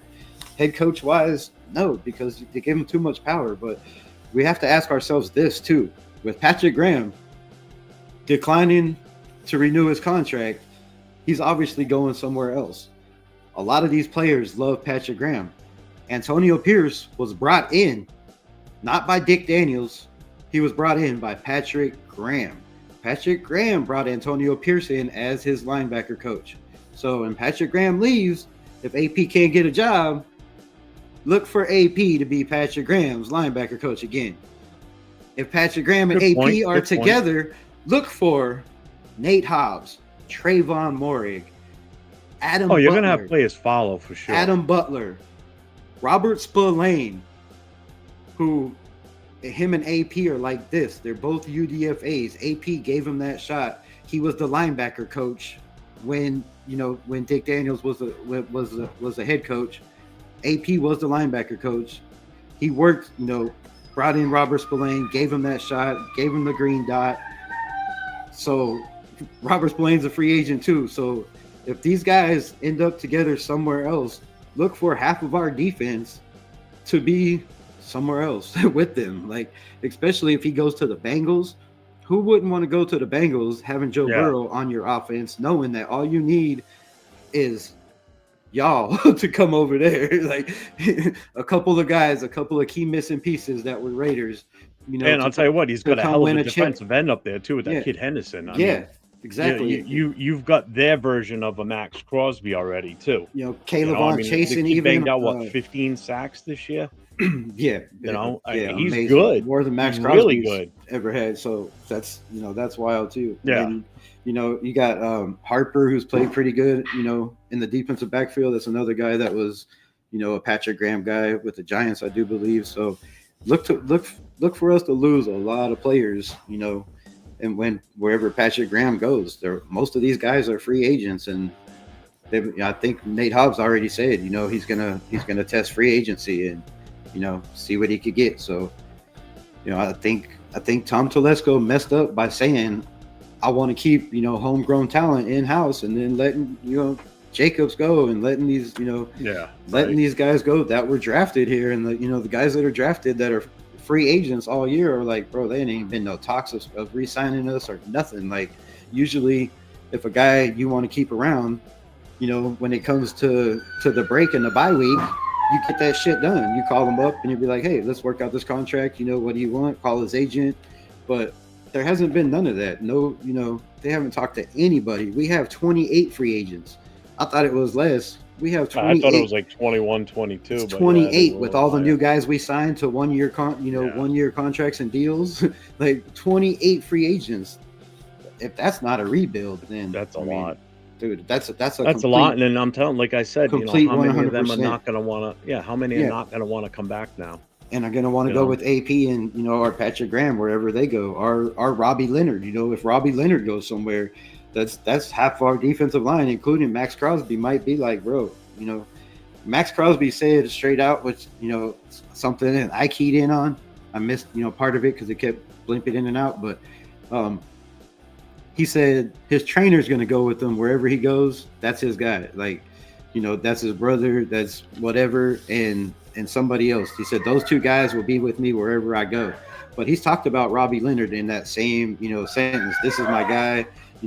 I want Robbie Leonard around wherever I'm going to be. So if Robbie Leonard goes somewhere else and they don't keep him in the building, that could be a big part of Max saying, hey, shit, I'm gonna go somewhere else and get that bag. Yeah. Somebody wants Lorada wants to know if that's a husky you got in the background. No, it's a black lab, and she thinks she's human, bro. She nonstop just talks and talks and. Yeah. How big is she? Pretty big. Yeah, it's big dog. She's downstairs. I can't bring her, but yeah, she's small. She's a smaller lab though, but she's got like a lot of like pointer and blue heeler in it. So yeah, she's a little hunting dog though. I will say that. She's a pretty big. She's vocal just like yours. I hear yours in the background, and it sounds like mine does this. She does the same thing. The kid just came home, and when mom comes home, it'll be crazier and 10 times worse. Like, what do we got? Another Charger? Yeah, we got another Charger fan. What is it with the Chargers fans? Chargers fans. They're coming out of the woodwork. Oh, I know why. Because they made the playoffs. They made the playoffs. Yeah. How's that empty trophy case still looking? Dusty? There ain't nothing in it. Would they smell the Super Bowl one time? Yeah, and got humiliated. They smelled it. That was a while ago too. At least they got there, right? They made it. I mean, they can hang put their feet on the grass. Yeah. On that dust on that shelf, just draw the outline of what the bottom of the Super Bowl trophy looks inside. This is what should be here, but we ain't got one yet. And what's up with Tom Telesco wearing Chargers blue still? Does he not know he's not a Charger anymore? Apparently not. That shit irritates me, bro. That's buy some new clothes, burn all those, do something. But that baby feminine blue shit is not working over here in the real men wear black nation, bro. Oh God. So I guess kind of getting back to Max's podcast today. I mean, it was basically a little bit more mellow than I thought it was going to be, and you said the same thing too. I thought it was going to be more him coming out and having a real strong opinion on what happened yesterday. So I was a little let down, but like you said, they probably put a little bit of a leash on him to make sure that, hey, you're still representing the Raiders, even though it's your thing. So kind of, don't air dirty laundry type of thing. I think if you ever see him leave the team, he may say something. I still would want to hear what teams would offer for him in a draft pick. I'm not saying let's trade him, but I'm listening. I'm definitely going to listen. Yeah. Well, and if it's too good to pass up, I'm jumping it. I've said on my channel numerous times that if I was Tom Telesco or whoever, is going to be in the building making that call, I'd be on the phone with Minnesota saying, if they don't, if they make the playoffs and lose, early out because they get smoked because their defense can't hang, which has been their problem this year. Is mostly the defense. They can put up numbers, but a lot of teams are hanging with them because they're giving up a lot of points. So if that's the case, and they're that close to making that run to the Super Bowl, do you entertain it and be like, hey, give us JJ McCarthy and your first round pick, and we'll give you Max Crosby? I want 2 first rounds. I want one for like the current year draft, and then I want like this year and So for next. That might be a little much. I don't know if Minnesota or any team would give you. If they want a player that bad that they think is going to, if they want a player that bad that they think is going to push them over the edge. Yeah, to get it. But if you're getting a JJ McCarthy, who was 6th pick overall or something, but that knee injury and they traded whatever their pick was in a 4th round to move up. So that's a 1st and a 4th, and then if they're giving up 2, that's 3 first rounds and a 4th for Max. I'd be happy with JJ 2 first, but then you got to look at how good is Minnesota, and when are those first round picks are going to be 25 to 32, and that's just, I couldn't do it. I couldn't. Yeah, you're not getting, if you're getting some blue chip prospects, if you can guarantee that they're going to be at least in the top 15 or something, trade with a team like Chicago or something that Carolina, that's going to take a while before they rebuild. But to do it with a team like that's going to be in the playoffs and have a high pick is just not worth it. What's up, Gracie? Come here. You guys are paying 4 coaches. Gruden, yeah, we know. And that's false, by the way. We're not paying 4 coaches. They settled with Gruden. We're not paying them anything right now. Yeah, they settled with Gruden. I thought they settled with Dick Daniels too, but I thought they just paid him. I thought they just paid him a lump sum. So I thought they were still paying on Gruden. They paid Dick Daniels off, and I'm sure they'll give Antonio Pierce his $8 million. It's 1 year for him. That's 8 cents for like that's like 8 cents for Mark Davis, bro. That ain't nothing. He'd probably give him a little extra bonus just to be like help out with that car dealership problem. Dude, you're gonna be lucky if the Chargers even win this coming weekend. So you guys will fail in your tradition. The Chargers haven't won against one team that was over 500 this year. So have they? Like all the teams they played were under 500, bro. So you might want to recheck that. And they should have lost to the Raiders. Like that's a game that we were ahead at the halftime. If Aiden doesn't throw that interception, and our coaches learn how to coach in the third quarter, that's a game we win. Like. Another thing is I'm kind of glad because, AP is gone just because they were talking about keeping Scott Turner as, offensive coordinator. The run game never really changed. They put Amir, he had 100-yard rushing game. We had 100-yard rushing game all year with, 4 different backs, only 3 got to play. But, in the third quarter, we scored 42 points in the third quarter all year. That's 2.8 points in the third quarter, average all year. That's ridiculous. Yeah, that is ridiculous. And especially when you get the ball in the third quarter. And 99 times out of 10, we ended up punting. Like the only reason it averages out to that is I think we had 2 games where we came out and scored a touchdown in the third quarter. Other than that, like it wouldn't even be that. So it's just horrible football. What's up, Dwayne Smith? So salute, fellas. Just found your channel. Who do you think will be coach, and who should we draft at 6? Will Johnson from Michigan, corner. We need a shutdown corner. We need a Charles Woodson. I know I said I wouldn't talk draft, but yeah, that's who I wanted also. And I think that would be the man. I mean, if you go best player available, and I didn't mean to cut you off and jump in front of you, but that's fine. Go for it. So if you go best player, available, the man, had an injury, Achilles injury, and if he didn't have that Achilles injury, I think he would probably be the number 1 guy in this draft. Like just what he's done at Michigan the dude's a lockdown corner, and pair him up with Jacorian Bennett. Damn. I think the other one too would be Abdul Carter from Penn State was another one. I mean, yeah, I don't think he's going to be there at 6. I really don't. Probably not. Probably not. I don't. We got no shot at those 2 quarterbacks, so you can figure out those two. Which is fine by me because I don't want either one of them. And like I said, as far as coaches, like I said, my guy is. I'm sticking with it until somebody hires him as Mike LaFleur for the Rams. Yeah. Or, I think Liam Cohen. I think we need to see more out of him. I just think Sean McVay, letting him go with the Rams kind of hurt the stock for me. But I'm just done with retread and old, washed up coaches that are ran out of town.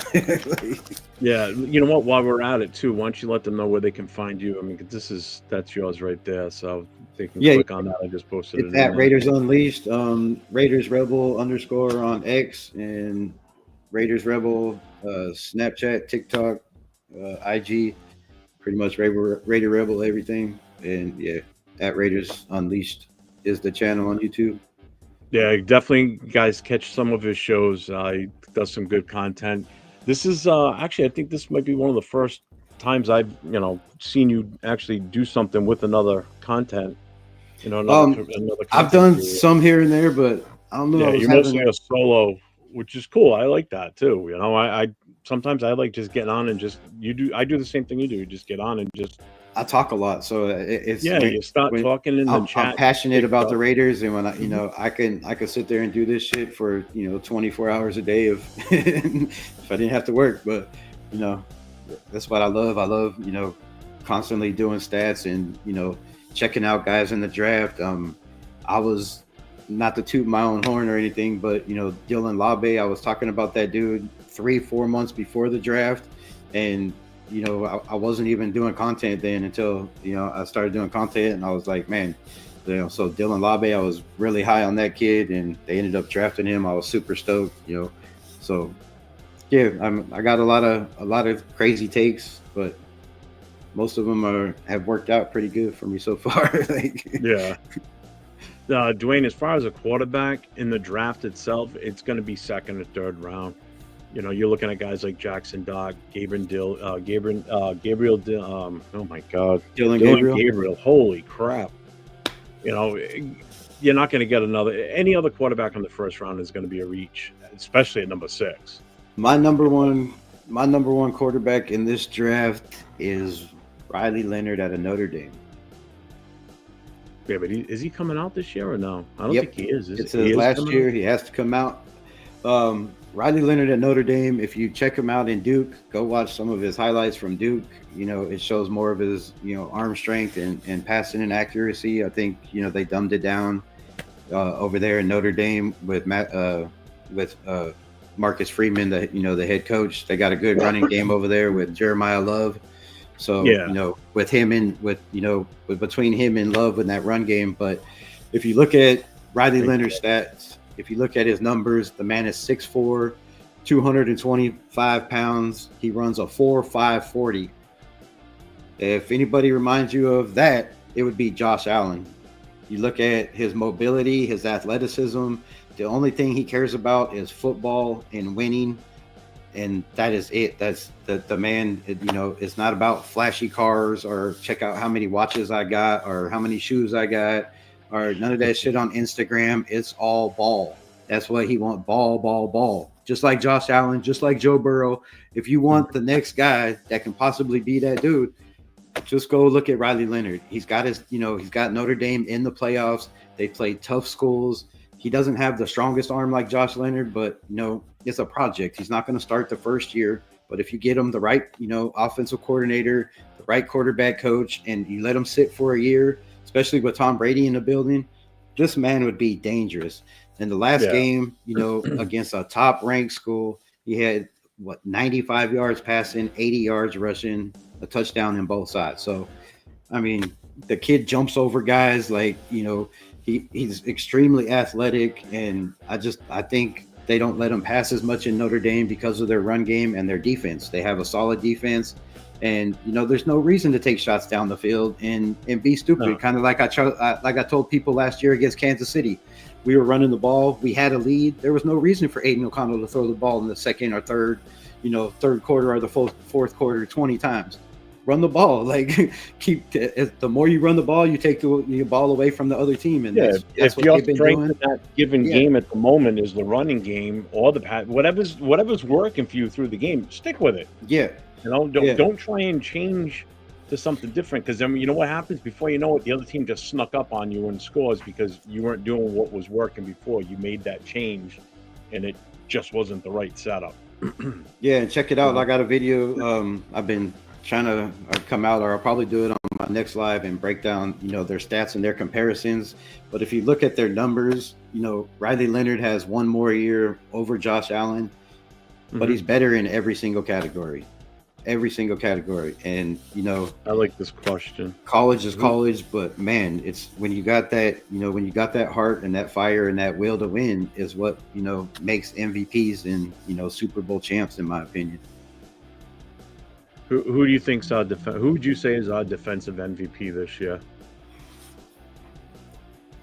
Let me reword that. Do we have Who do you one? think's our defensive MVP that's not Max Crosby? Because that's too easy. I wouldn't say Max, because I know you wouldn't. I mean, I'm leaving that if anybody else adds to it. For the games he missed, you can't really. I was surprised he made the Pro Bowl, really, but yeah, it's a popularity contest. Thank God he did, because you can see on his podcast how he was gonna. He said he was emotional. He was about ready to lose it. Yeah, that's his legacy, which that kind of rubs me the wrong way, that you care, that much about individual awards. I mean, I get it, but come on, like, damn, does he really believe in his heart, like, with the games he missed, that he deserved it over, a guy that had 15, 16 sacks that didn't even get looked at? Like, I mean, I don't know, but I don't know. I would say Ja'Cory Bennett was shut down until he got injured.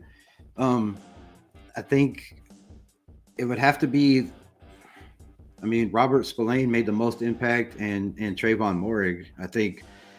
I don't know how I pick between them. I think Spillane had way more tackles, but he is the middle line of defense, not the last line of defense. So other than that, I don't know.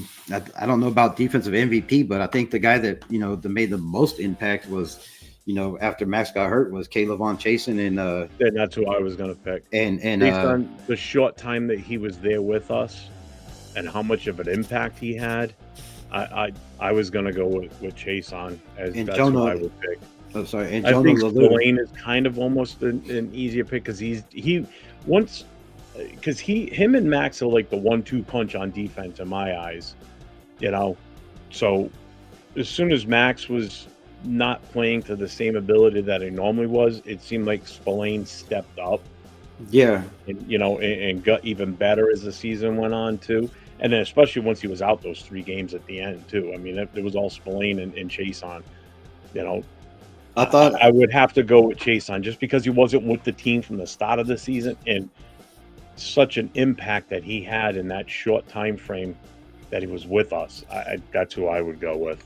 You also have to look at Adam Butler. The amount of snaps he played after just being a third down defensive lineman, and only coming in on third downs. The amount of impact he made, I thought was huge for us. And my favorite is starting to be my favorite player on the Raiders, and I hope they keep this man around, Jonah Lalu. Like, this man is special on the defensive end. They put him on the end. They put him at the 5 technique, the 0 technique, 1, 2, 3. It don't matter when you put this guy on the defensive line. He's getting pressure on the quarterback. He's good in the run game. He's chasing guys down sideline to sideline. This dude has a big guy too. He's not a big guy, and he has a Max Crosby motor. Like, he is just nonstop go. Max Crosby motor, but about another 100 pounds on top of him. I can't wait to see him and Christian Wilkins next to each other, man. Jonah Lalu, watch out for that man next year, dude. He's going to be huge. They have to keep that guy around. So Dwayne asks, do you all like the quarterback from Georgia? I'm not not a huge Carson Beck fan. I think. That's not who I'm looking at for quarterback, so I can tell you that right now. Yeah, I think his draft stock went down this year. Whenever they played good teams, I think they struggled. Their offense struggled a lot.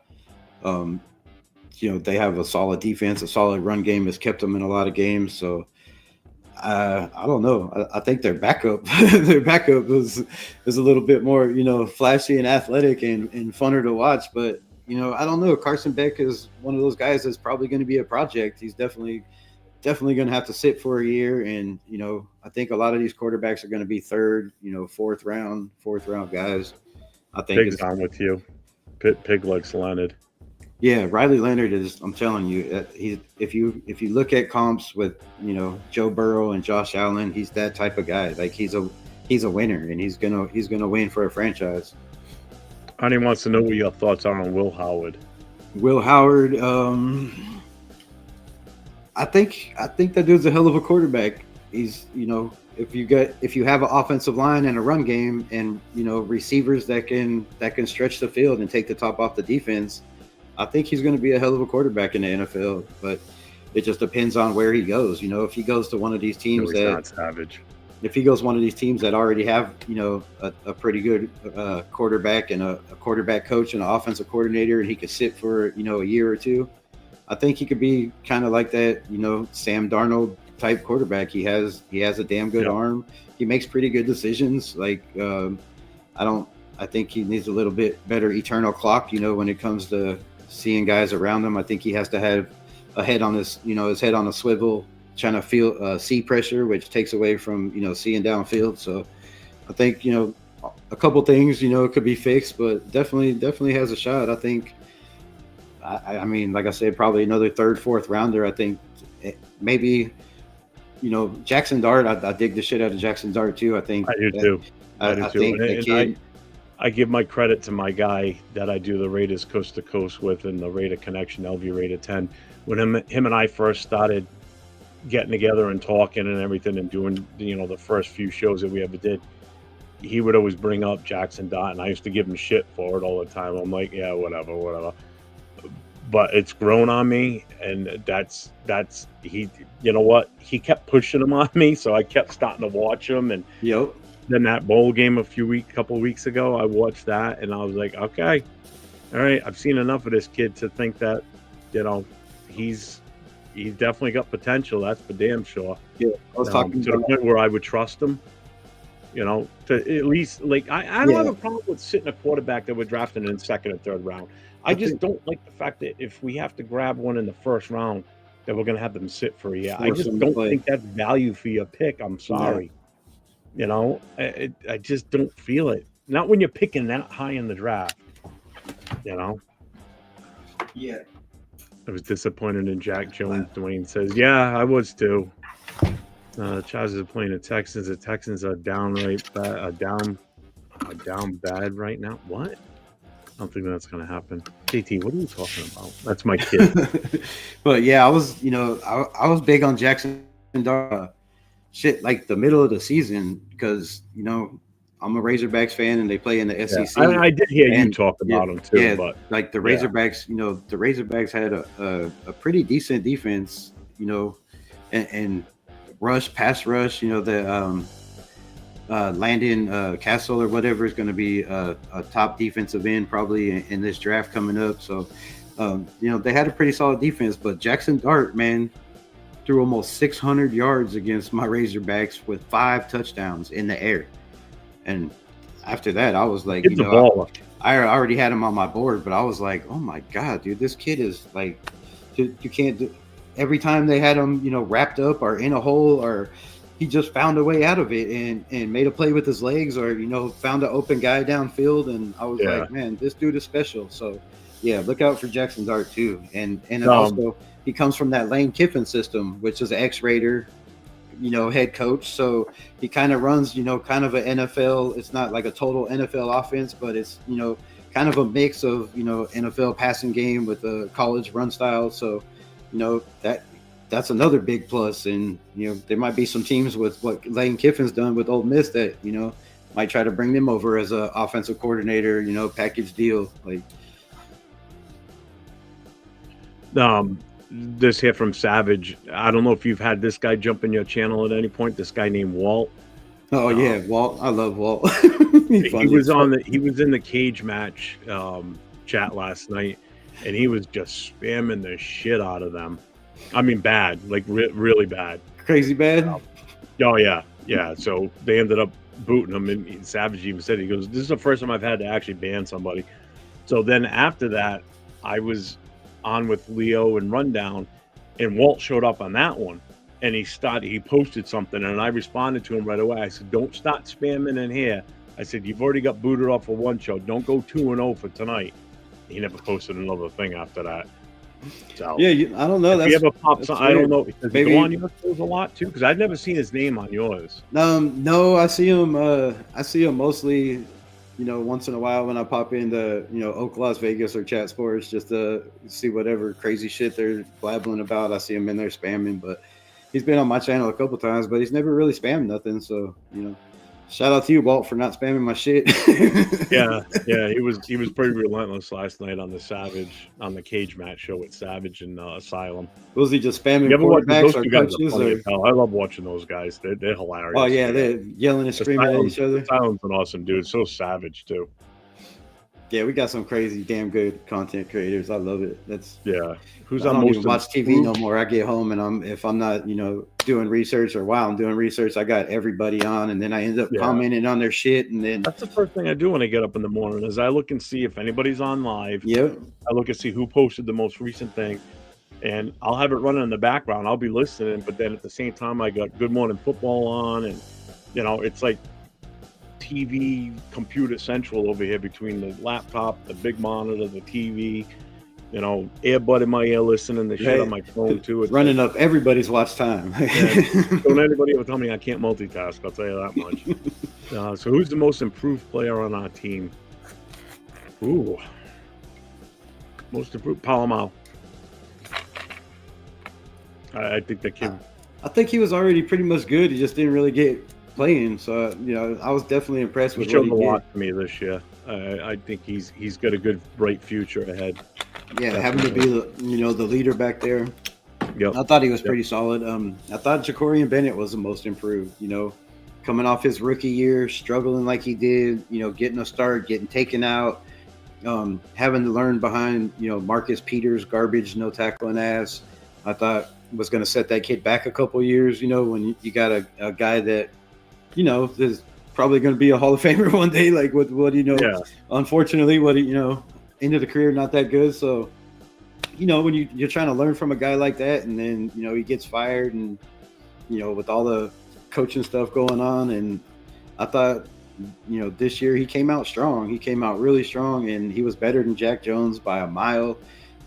They didn't throw his way much, and when they did, like they weren't catching nothing over there. But on the other side, on Jack Jones, opposing quarterbacks 31 point something quarterback rating against Jack Jones this year. I haven't looked at it. I don't look deep in the numbers. Oh my God, bro! It's like almost 100. I think 130 quarterback average for passing against Jack Jones. So I thought Jacorian Bennett was very improved, and then Jonah Lalu, being undrafted, getting cut from another team, and then coming over and just stepping up and plugging the middle like that. That man was a dog for us.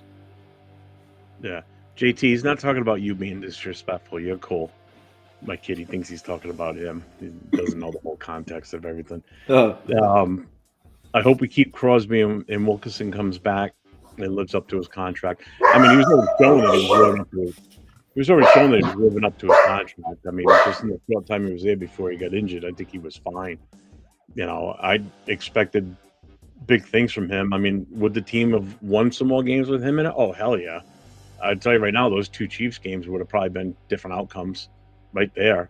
One of the games we had 5 sacks in the game. So now you add him into the mix now too? Oh, good God. Crosby, I mean, I still want to see him come back. But again, I'm still a big believer in teams want him that bad and they're willing to pay up. Guess what? Miles Burris. Jack Jones is overrated. I think so too. I'm fine with him going. Yeah, there is a lot of QBs. There's actually, this is a better running back and wide receiver class. And it's two positions we definitely need. We need a number one wide receiver, and we need running backs. There's no two ways about it. We need to pick one up in free agency, and we definitely need to get one in the draft. This is the class to do it. This is one of the best running back classes I've seen in the draft in a long, maybe possibly ever. Like, I mean, if you look at the guys coming out of this draft that are, close to 2,000 yards rushing for some of these teams and the defenses they played, or man, there's a lot of guys in this draft in the running back room. We don't mind having difference of opinions on our show. We actually encourage it, but when folks say, yeah, that was just a little crazy last night. Yeah. Don't worry about it, Jay. You're good. Besides, the only one that's going to be able to kick you out of here is me, and I ain't going to kick my son out of here. You shitting me?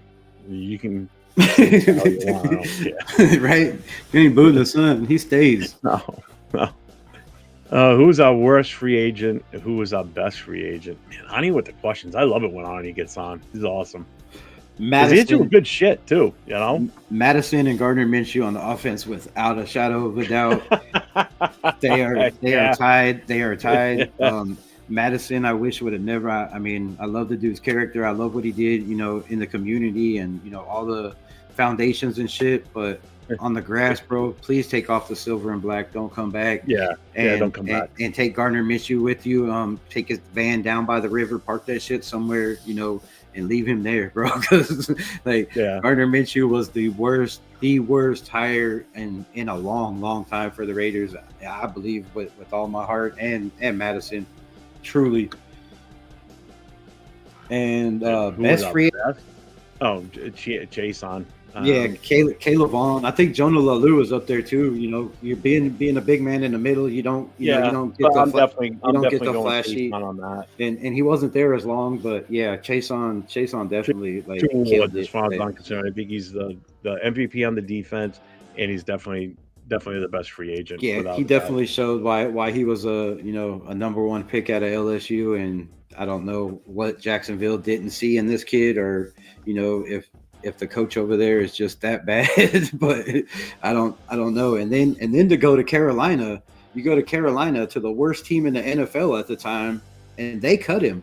So I don't know what these, some of these coaches in the NFL and some of these, staff is just, I don't know how these guys get jobs, bro. So, I'm available if y'all if y'all want somebody to run a team to take care of a defense, offense, whatever. No, but some of these guys, man, like, I don't know how you could, and maybe it's just the culture, like you say, or the coaches or what, but for Caleb Von Chasen to go to not one but two teams and then come over here and play like he did, just speaks volumes for Robbie Leonard, for Patrick Graham, for Antonio Pierce, and even for that matter, like it's just sad it's just sad.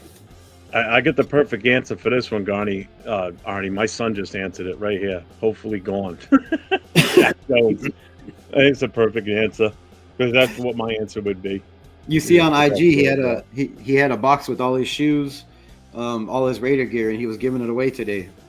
Yeah, he's going to be gone. So pick up Harris, Godwin, and Trey Smith. I'm definitely on board with Najee Harris and Godwin in free agency. Trey Smith, it depends on what Najee wants. If Najee thinks he's worth that, top running back like JJ or Saquon, no, bro, no, I ain't paying you that. Yeah. Who's better, Zamir White or Madison? Neither. Zamir White, 100%. Zamir White, I think Zamir White's problem was, he came in unhealthy. He had the hamstring problem, the ankle problem, and it wasn't his system. He did fine under Bo Hardigree last year. Bo flipping Hardigree, who never called plays in his life, who had never been anything in the NFL but a quarterback coach. And he comes in, takes a playbook that was ass from Dick Daniels, throws most of it away, and gets this kid, who everybody says is garbage, and Zamir White, to run for over 100 yards a game in the last 4 games. So I don't think it was Zamir White. I don't think Zamir White is a bad running back. The man is powerful. He's huge. He's fast as hell, and you just gotta put him in a system. Take him to the Chargers. I guarantee you, put him on the Chargers, that man's running for 1,500 yards. I wasn't sold on him. It seemed like every time I watched him run, I even asked this question in a show one night. I'm like, does his ankles even work? Because it doesn't look like he makes any cuts. No cuts, no vision, but No, he's powerful. just And if you run give him straight ahead. a little bit of a hole, like, or run him to the outside, which the Raiders didn't do all year.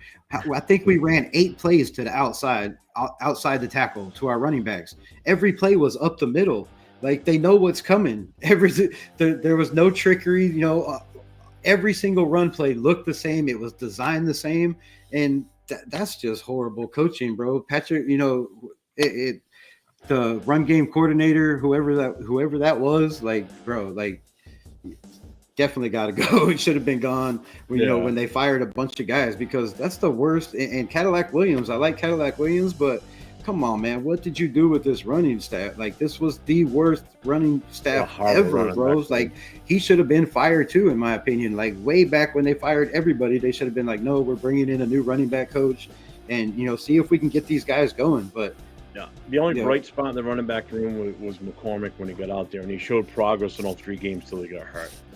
I love this question. Who's better, John Madden or Tom Flores?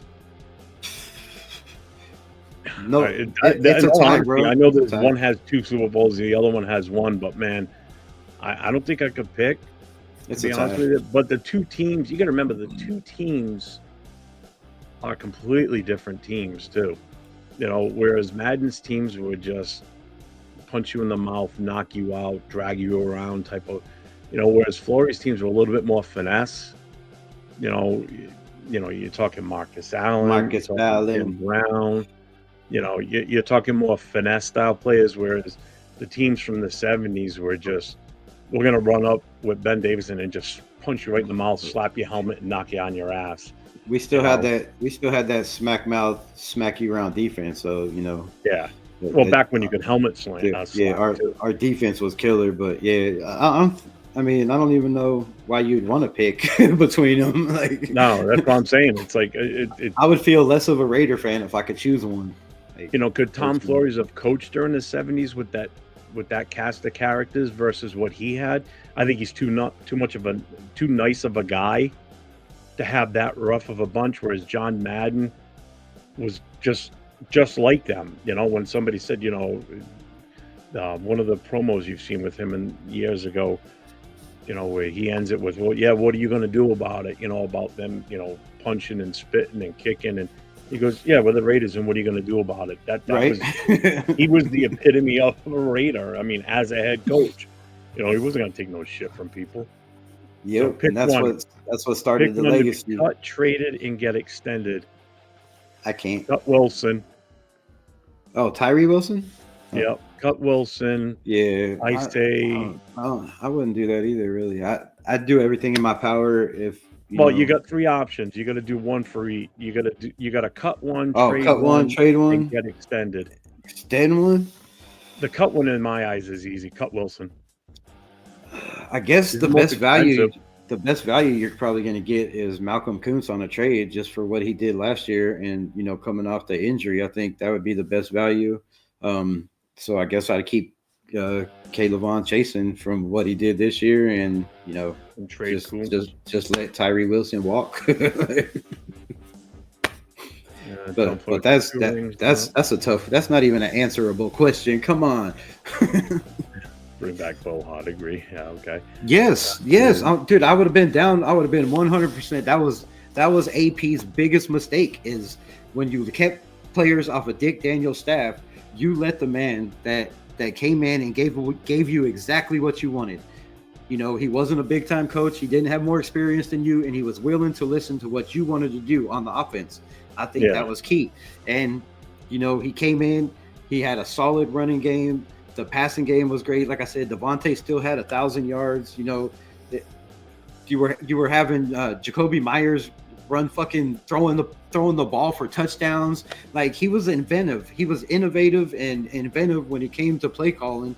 And I thought we won a lot of games because of his play calling. He took a chance and rolled AOC out against in the Jets game to throw a dime to Michael Mayer to win that game. Like, dude, Bo Hardigree was a damn good coach for never ever calling plays and just thrown into a fire like that. And for them to let him walk, I thought was stupid, and then to go with Scott Turner, that you picked Bo Hardigree over Scott Turner the first time, I thought was just another stupid decision by Antonio Pierce. But yeah, Bo Hardigree was I thought, pretty damn good. And he's over there, I think, with the Titans.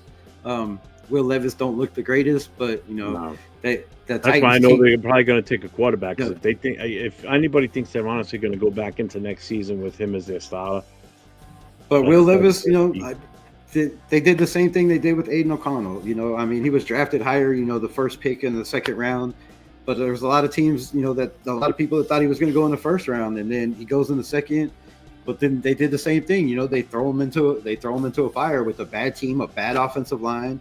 They got rid of Derrick Henry. He had no running game. They bring in Pollard. Like, come on, you bring in Pollard from the Cowboys, and you think that's going to be your number one running back? So yeah, they set these guys up for fail. A lot of these quarterbacks that people say are bad, just like they did with Baker Mayfield and Sam Darnold, and you see when they go to a system, that knows how to use them and is willing to build around them, that these quarterbacks shine. So, I think there's another guy like that over there, and people are going to call me crazy with the Jets and Zach Wilson. He got thrown into the Jets fire, and look how Sam Darnold turned out. That kid is mobile. He can run. He's not, he has a pretty strong arm. Some of the decision making is bad, but I thought he was going to start for the Broncos this year. Obviously, Bo Nix is, way better. They wouldn't have went with Bo Nix, but there's so many quarterbacks in this league that just get, pushed under the rug because they're drafted to shitty teams that they don't have no chance, and then they just fall out of the NFL. So I think it's rough. It's rough for quarterbacks. So it is. Levis is probably going to be one of those guys that's going to be a backup, or for a long time, or somebody's going to take a shot at him. But you never developed him. You never gave him that chance to give him a wide receiver. They got rid of Hopkins to the Kansas City Chiefs. so you bring in a rookie quarterback and you get rid of every piece you had for him.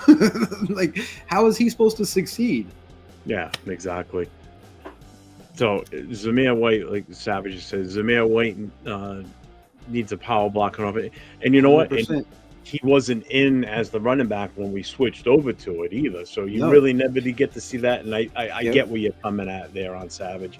And okay, I will agree with that one.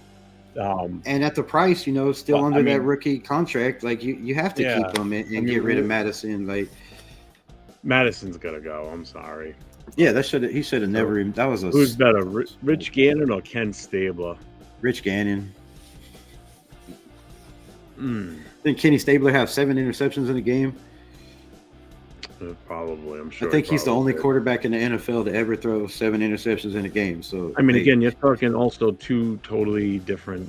Yeah, well, Gannon was kind of mobile. Like he made plays with his legs, and they were. I will give you this: they were both 2 tough son of a bitch quarterbacks. Right?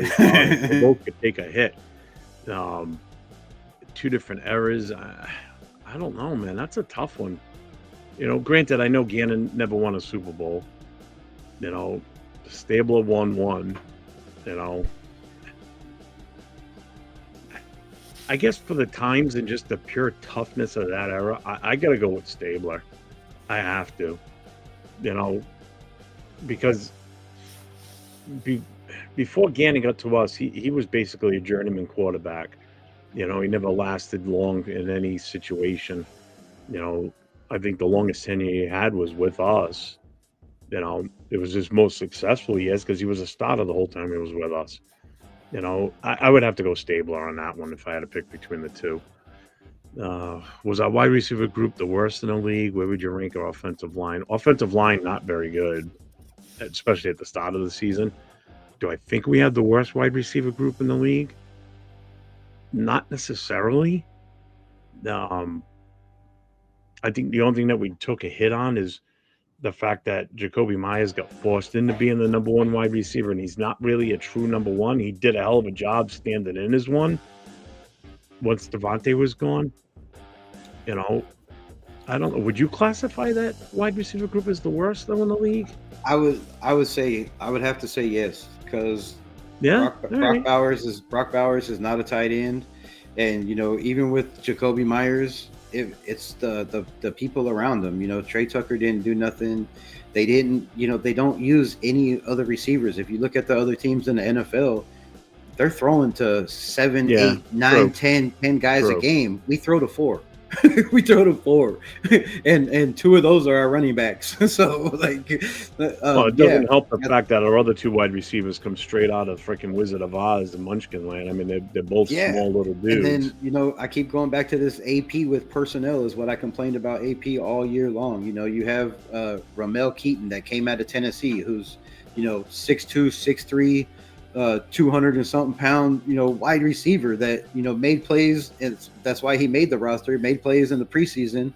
And then you don't even put the kid out there. You bring him up to the 53-man roster. You never put him in a game, but I think one time. Like, it's just dumb decisions. Like, there's so many things that we never even got to see of, especially towards the end of the season when we're having a losing record and we want to keep the number 1 spot. That's the best time to put in all these rookies.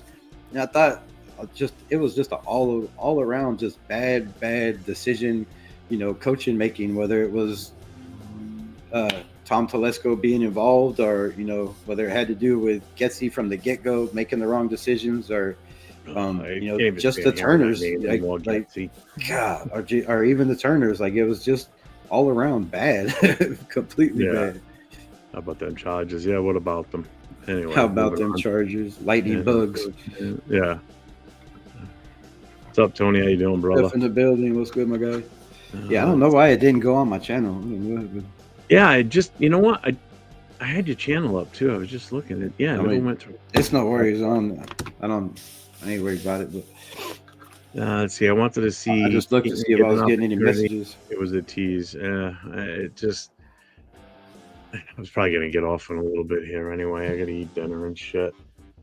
Keaton, I thought Keaton definitely would have helped us. Especially when they went with Aiden O'Connell. I thought they went away from Trey Tucker and they never really threw Trey Tucker the ball, and he still had over 500 yards, 500 yards on half the catches that Jacoby Myers had. So if you look at Jacoby Myers' 1,000-yard season and the amount of balls that he had thrown to him in attempts, Trey Tucker really didn't do that bad. If you look at the amount of attempts he had to his yardage, he could have easily had 1,000-yard season himself. But they didn't put him in the game plan. So I don't know. I think that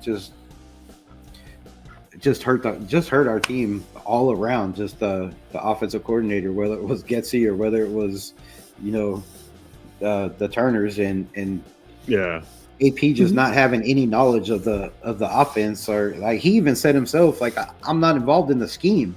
Like, what head coach is not involved in the scheme? What head coach is going to admit that to the public too? Yeah, and to say that, like, I'm not involved in the scheme. I don't know what the scheme is. Like, what?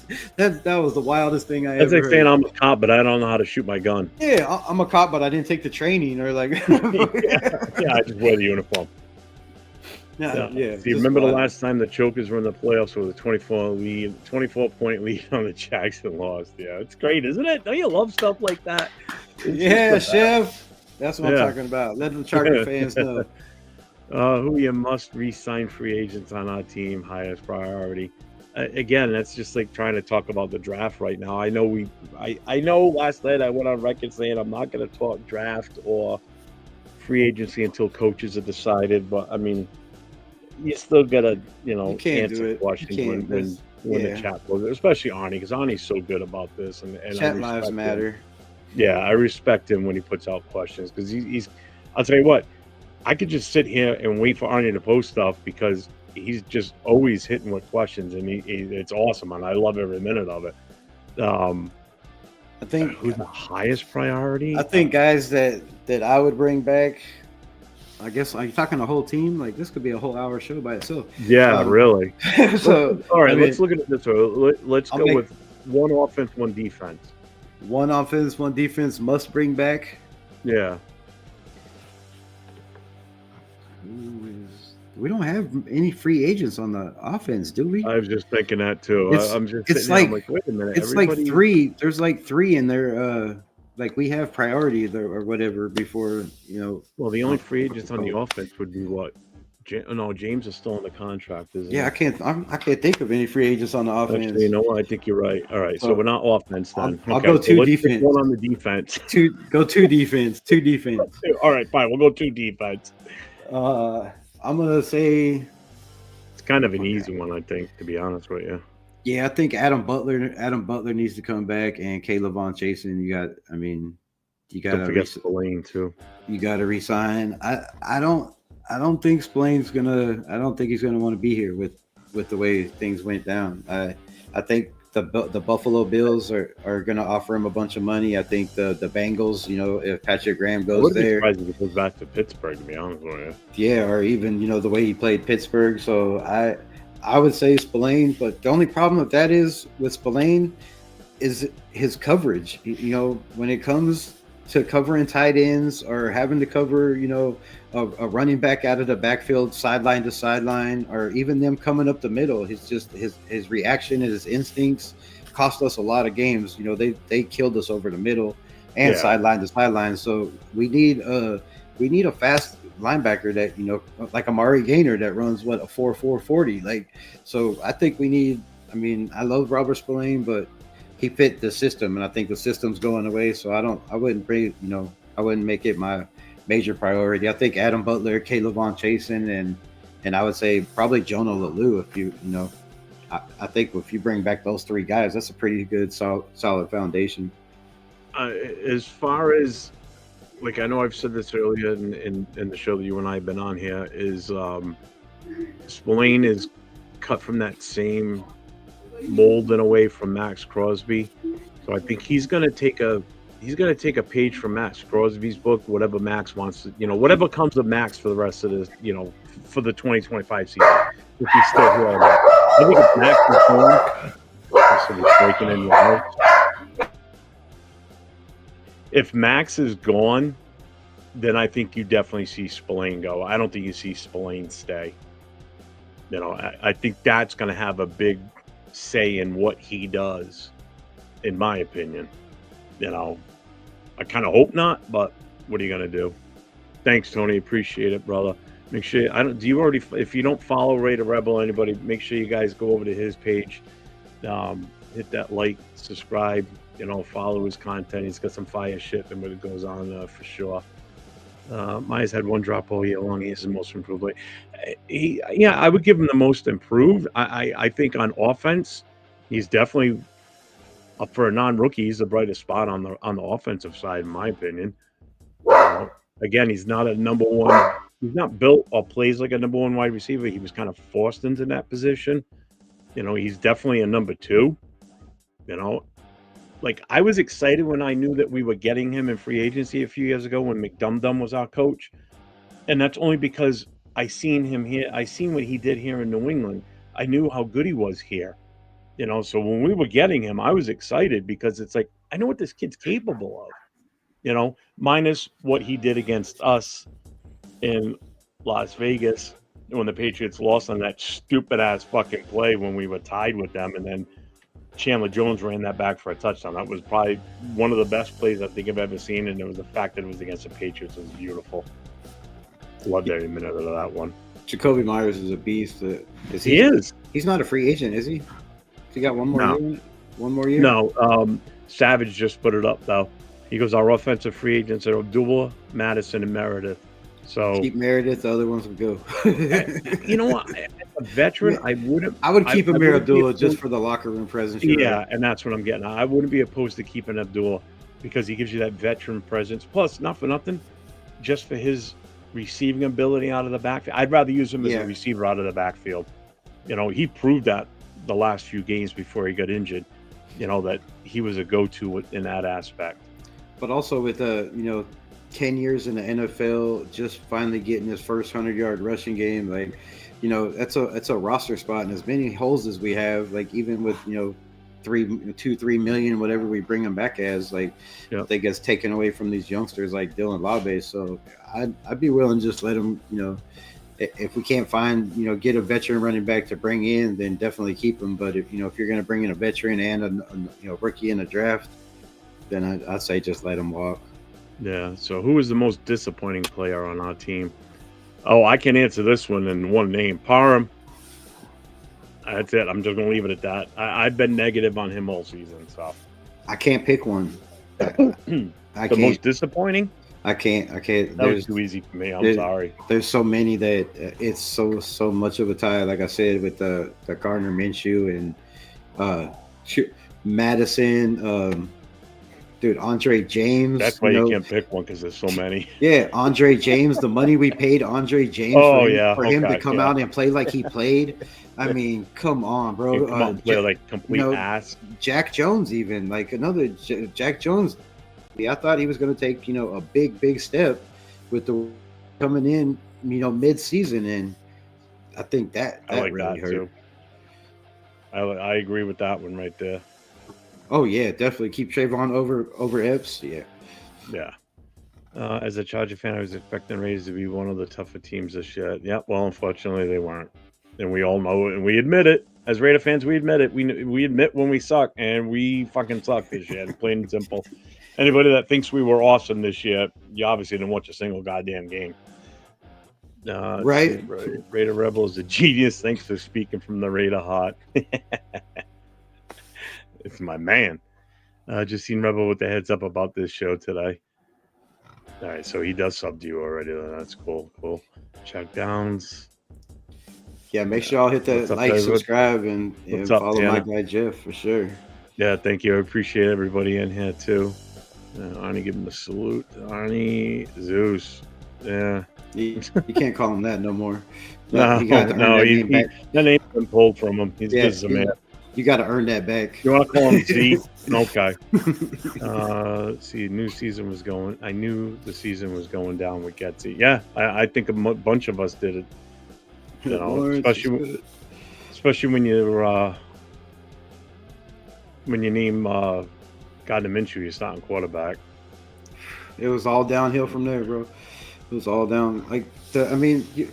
With the just the way we ended the season, with the wins we got, the teams we beat, the way they played, to just go away from all of that, I thought was just stupid. And I think that's 100% what AP meant by trust his gut. Like, you let these guys come in and be like, this is going to be our best chance to win, when he knew damn well our best chance to win was to go with what he had last year. Now, he made the wrong decisions on. I would have just kept Bo Hardegree and said, let's go with that. If once Kingsbury left and was like, no, I don't want the job, I would have said, hey, let's go with what we had. It worked out last year, right? Just run it back, and if it doesn't work, then fire him in the middle of the season or something. But I think this team would have been a way different team with Aiden O'Connell, Bo Hardegree calling plays, and AP just trusting his gut.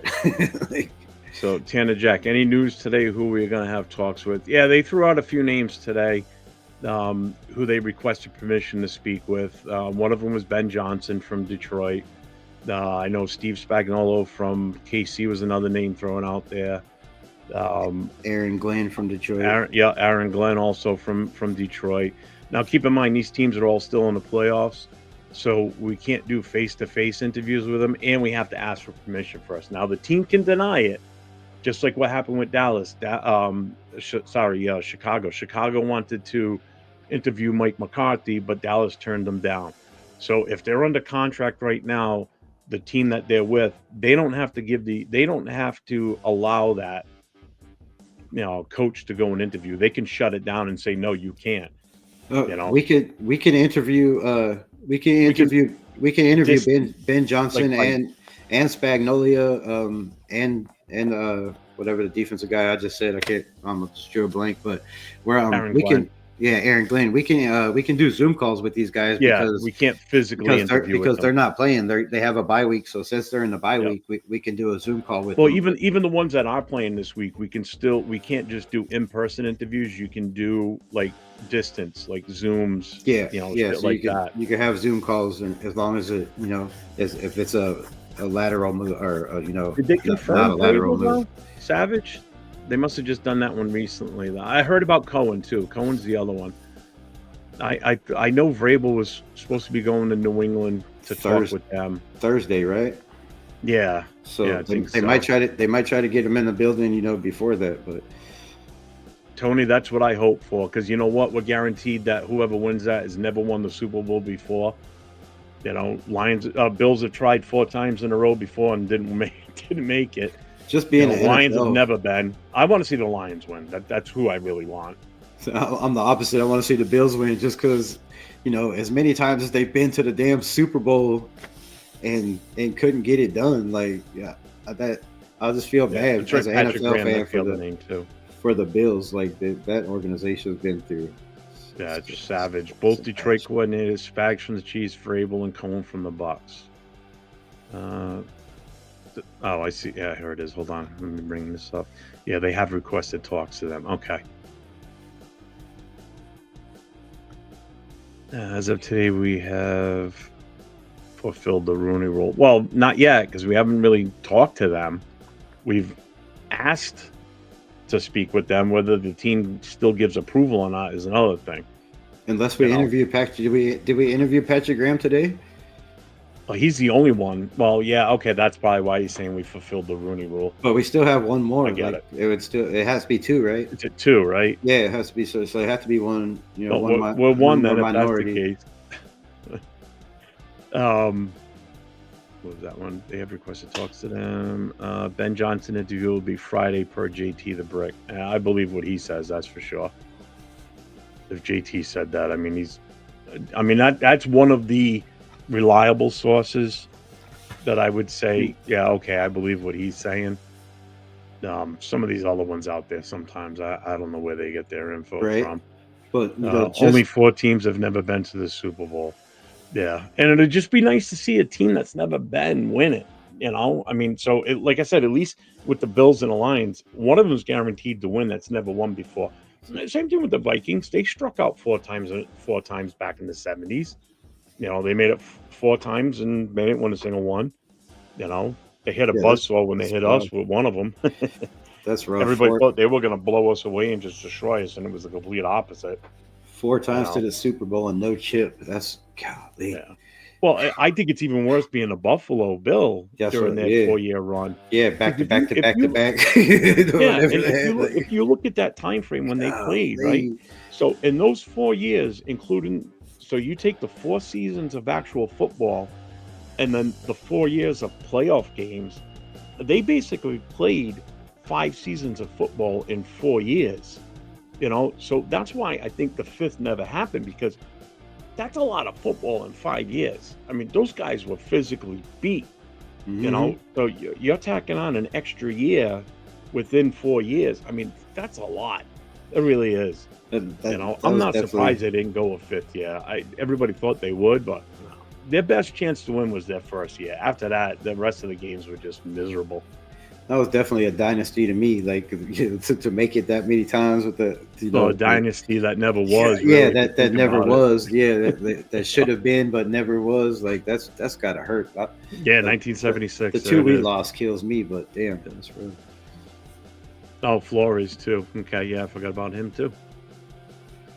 Yeah, so man, I hope they do a complete search, and they go through everybody and do their due diligence and get as many people, as many people and as many opinions as you can possibly get to see what their visions are, where they want to go with the team, how long they plan on it taking, like those are all key aspects. And yeah, I think Donald Dump just got banned, so he can go fuck himself.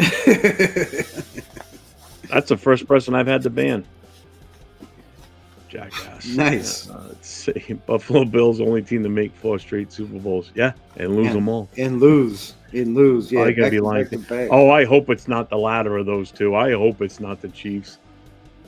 If it is, I hope the Lions just destroy I hope the Lions. them. I don't think the Chiefs could keep up with the Lions' offense. I really don't. I don't think the Chiefs' offense will be able to beat the Lions' defense either.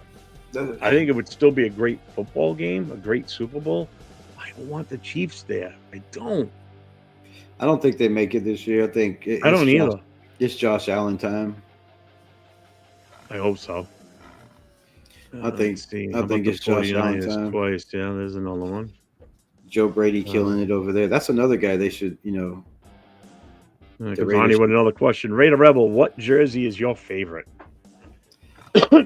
Oh, shit, that's rough.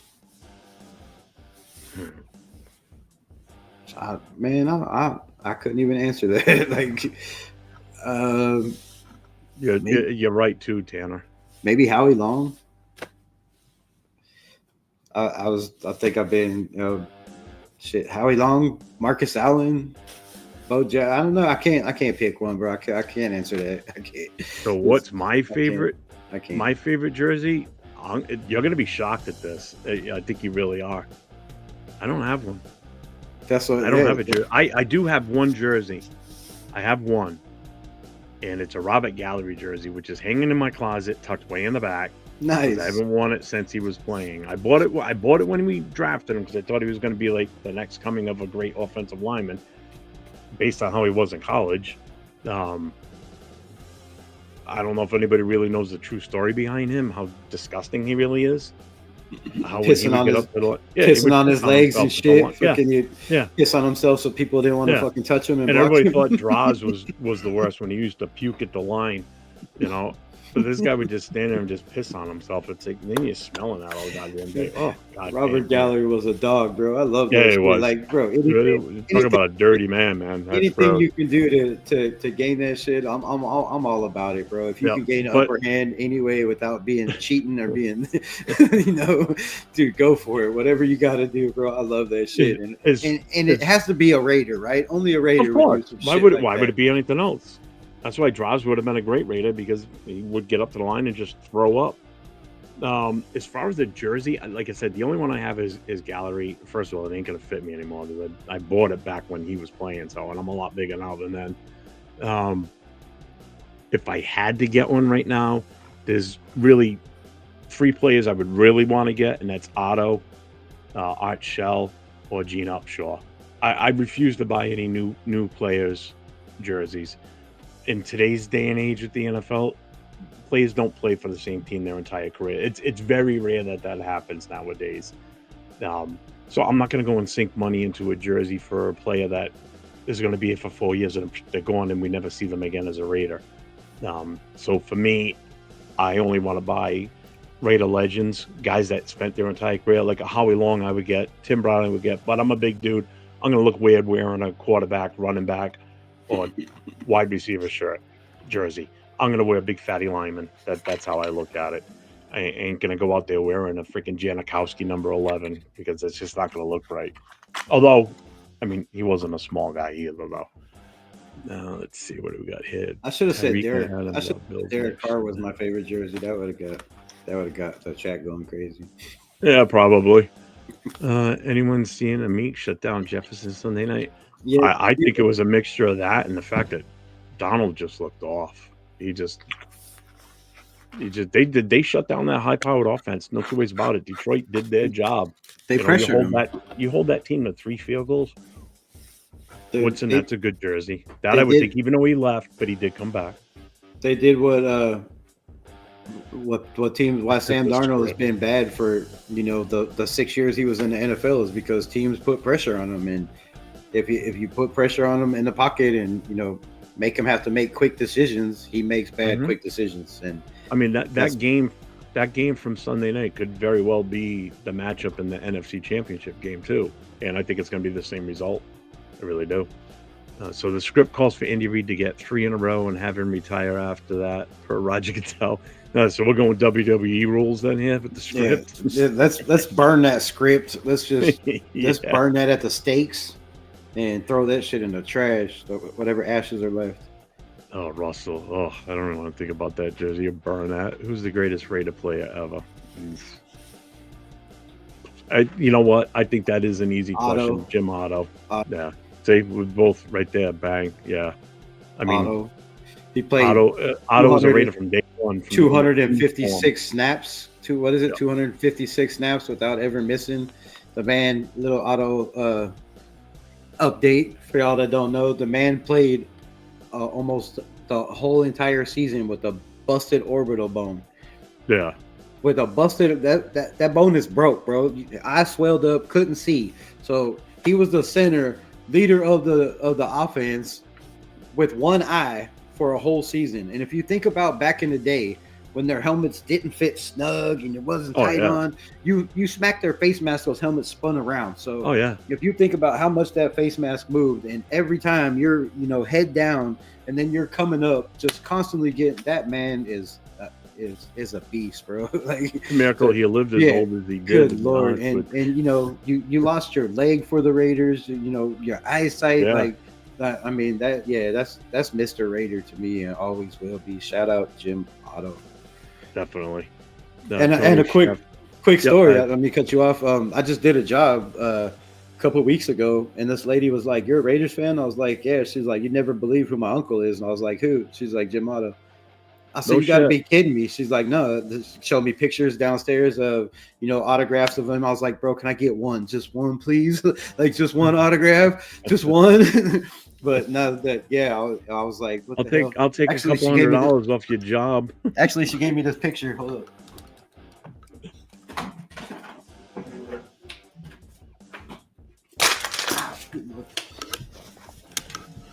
Yeah, I don't know how much y'all can see it, but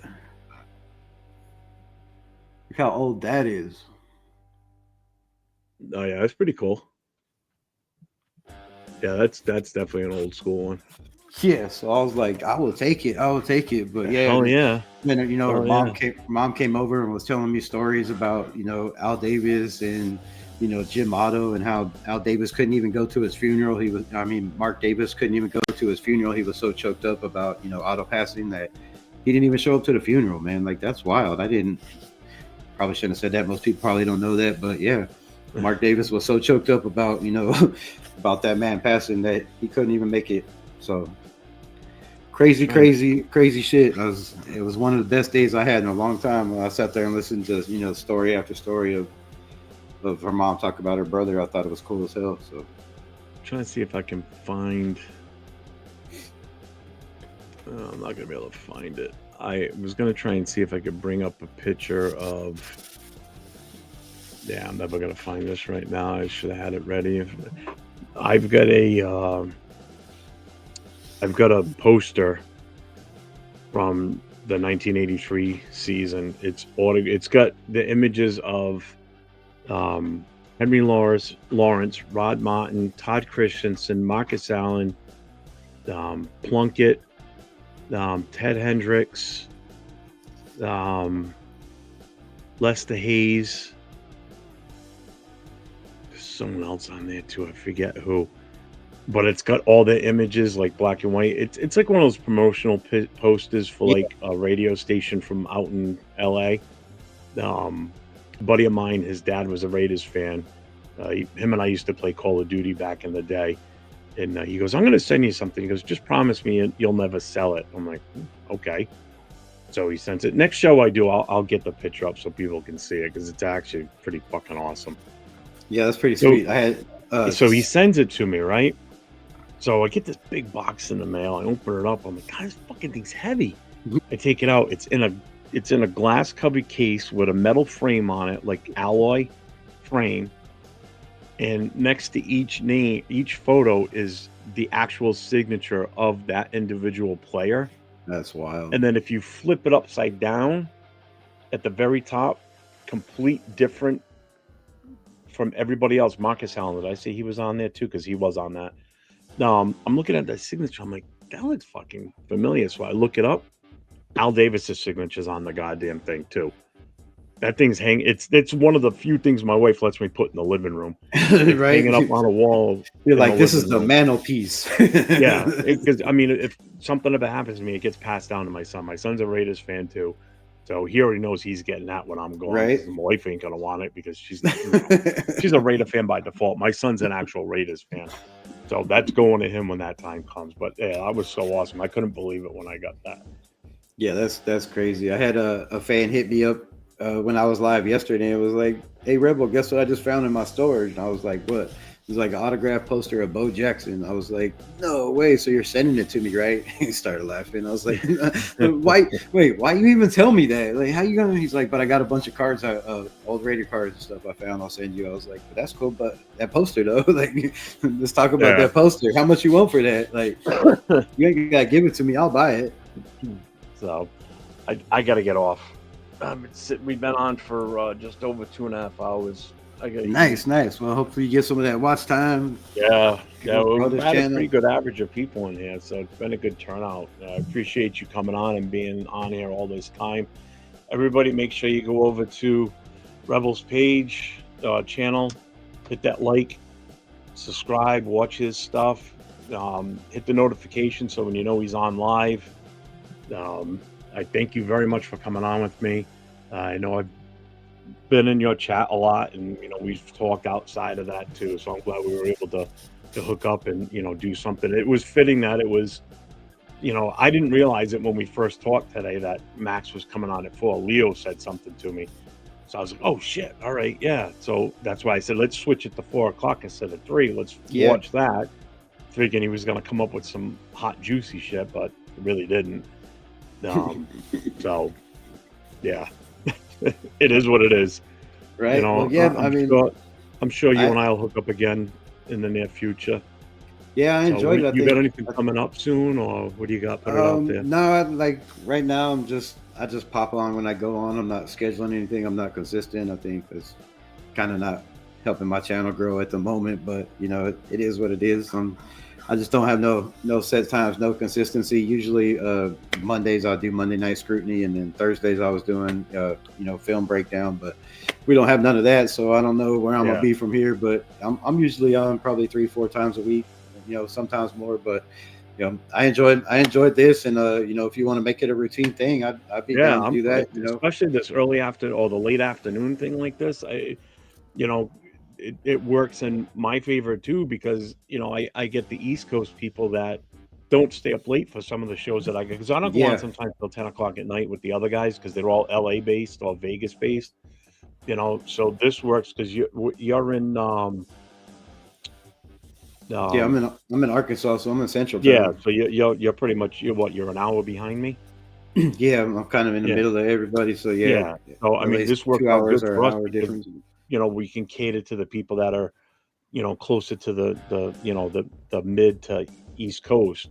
Yeah, so, for sure. We carve out this little niche in the afternoon because I'm always home. I don't work anymore, so I'm retired, disabled, whatever you want to call it. So I'm always home.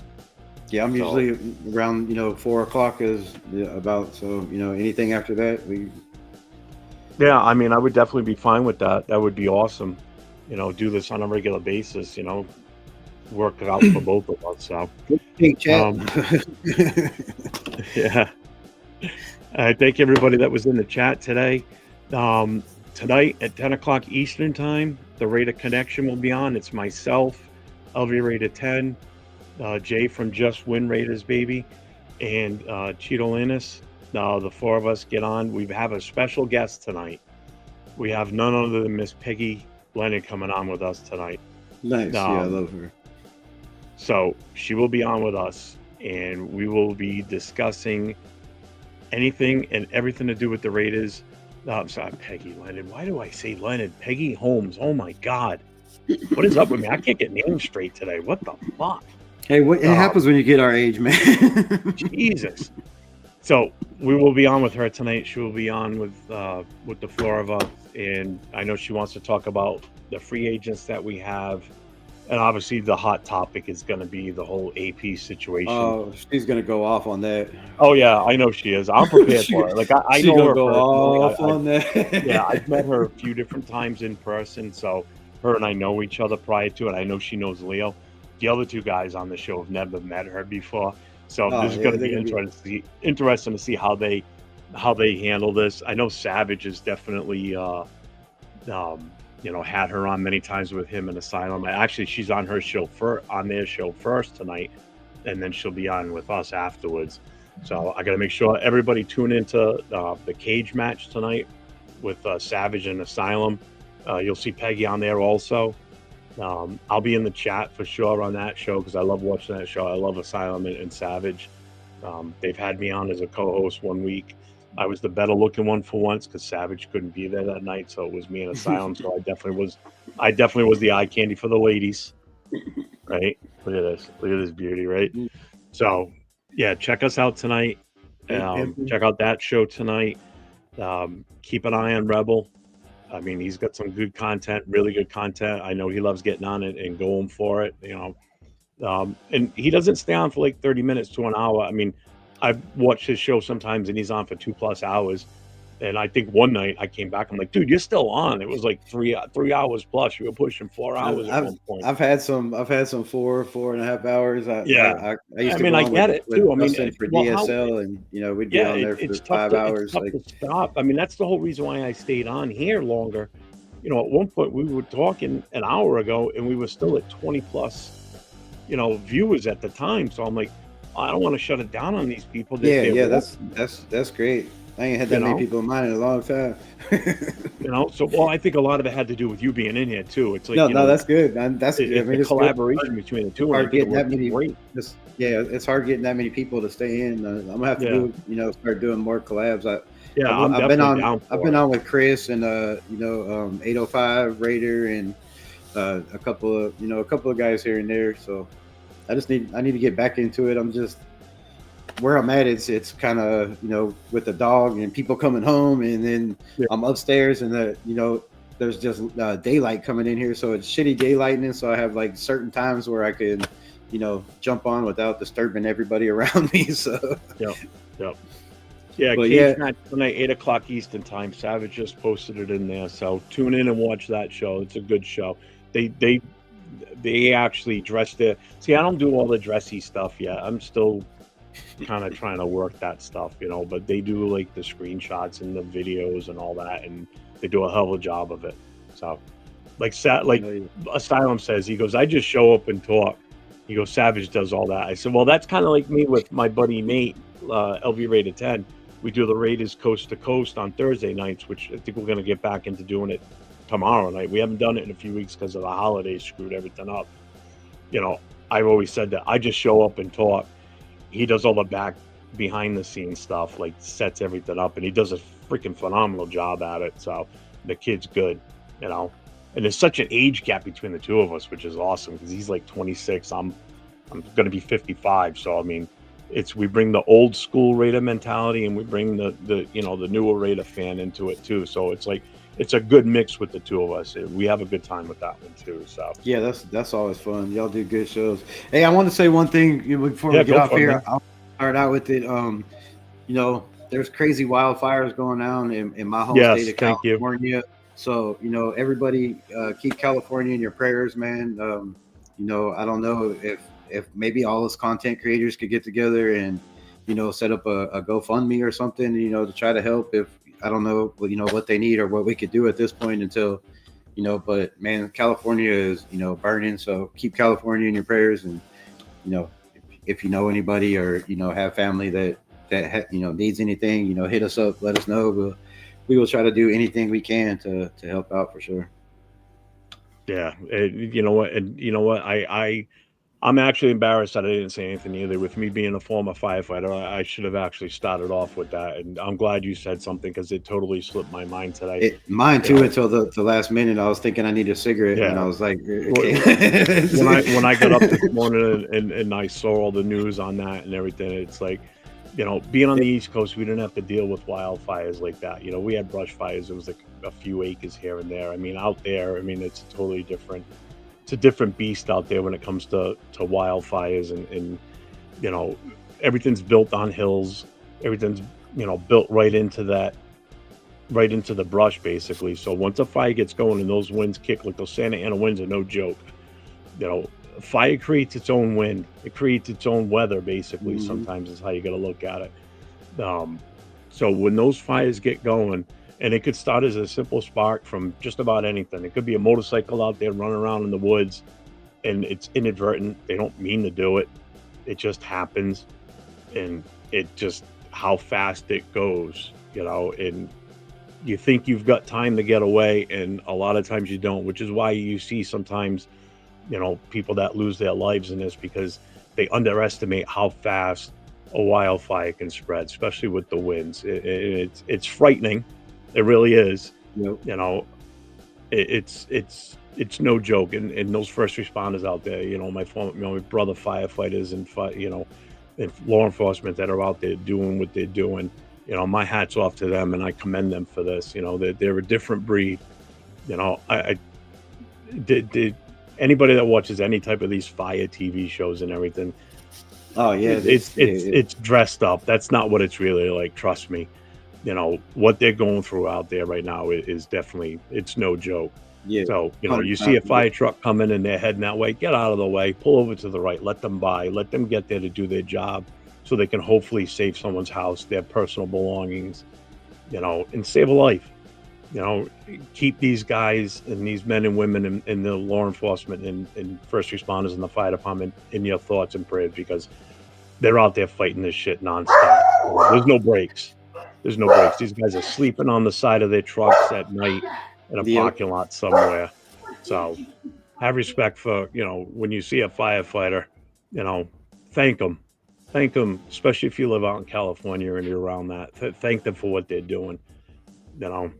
So glad I could say that. I'm so glad you brought that up, and I feel like I'd asked for not even saying it earlier. Oh no, man, no, not at all. At least we got it out there. And, you know, it's crazy. California's burning, and then on the other side, you know, they're talking about Lake Michigan freezing for the first time ever in the history of, you know, so yeah, extreme freezing cold. Like it's been in the 20s here for the last couple of days. So crazy. So yeah, keep people in your prayers and. I just combined two things that I'm so passionate about, and you know, that's my years in the fire service. You know, I started when I was 15, and you know, just got out a few years ago. And the Raiders, you know, obviously family too. That goes without explaining. But the two most passionate things in my life are, you know, the fire department and you know the Raiders. And yeah, I never would have thought I'd be able to combine the two into a statement right now. And I'm gonna bring it up tonight because I am gonna make mention of it because some of the guys I'm on the show with tonight. I'm not that far from there, especially LV. Yeah, so there's a lot of content creators, you know, in there, and I think there's a lot of, you know, the coach for the Lakers and a bunch of players. I think houses have, you know, been damaged already. So it was wild from the footage I seen. They were, you know, there was cars just left on the 305. And they were just taking a bulldozer and trying to clear the way for the fire department to get in there to just try to battle it. So it's bad. Like I said, those fires up there are no fucking joke. It's horrific for sure, and it's not a joke. Like I said, it's a different breed of firefighter out there for sure. And I crawled out of a house fire twice. Like I went back in to get my dog, and the roof collapsed on me. So I've had third-degree burns on 65% of my body, so I know what it's like to be in a fire. So and not in a good way. No, and definitely not in a good way. Not a good way. At least when I was in one, I had all the gear on and shit, and I was good to go. It's bad. Melting carpet is not folks, a joke. Everybody stay safe. If you're out in that area in California, stay safe, be vigilant, and take care of your loved ones. Raider Rebel, I thank you very much for being on with me. This has been a pleasure. This has been a fun almost 3 hours. Nice. So we are definitely going to do this again, folks. So stay tuned. You will see the two of us on again together. We'll plan when. We will let you know. Everybody, have a good evening. Go Raiders! Peace.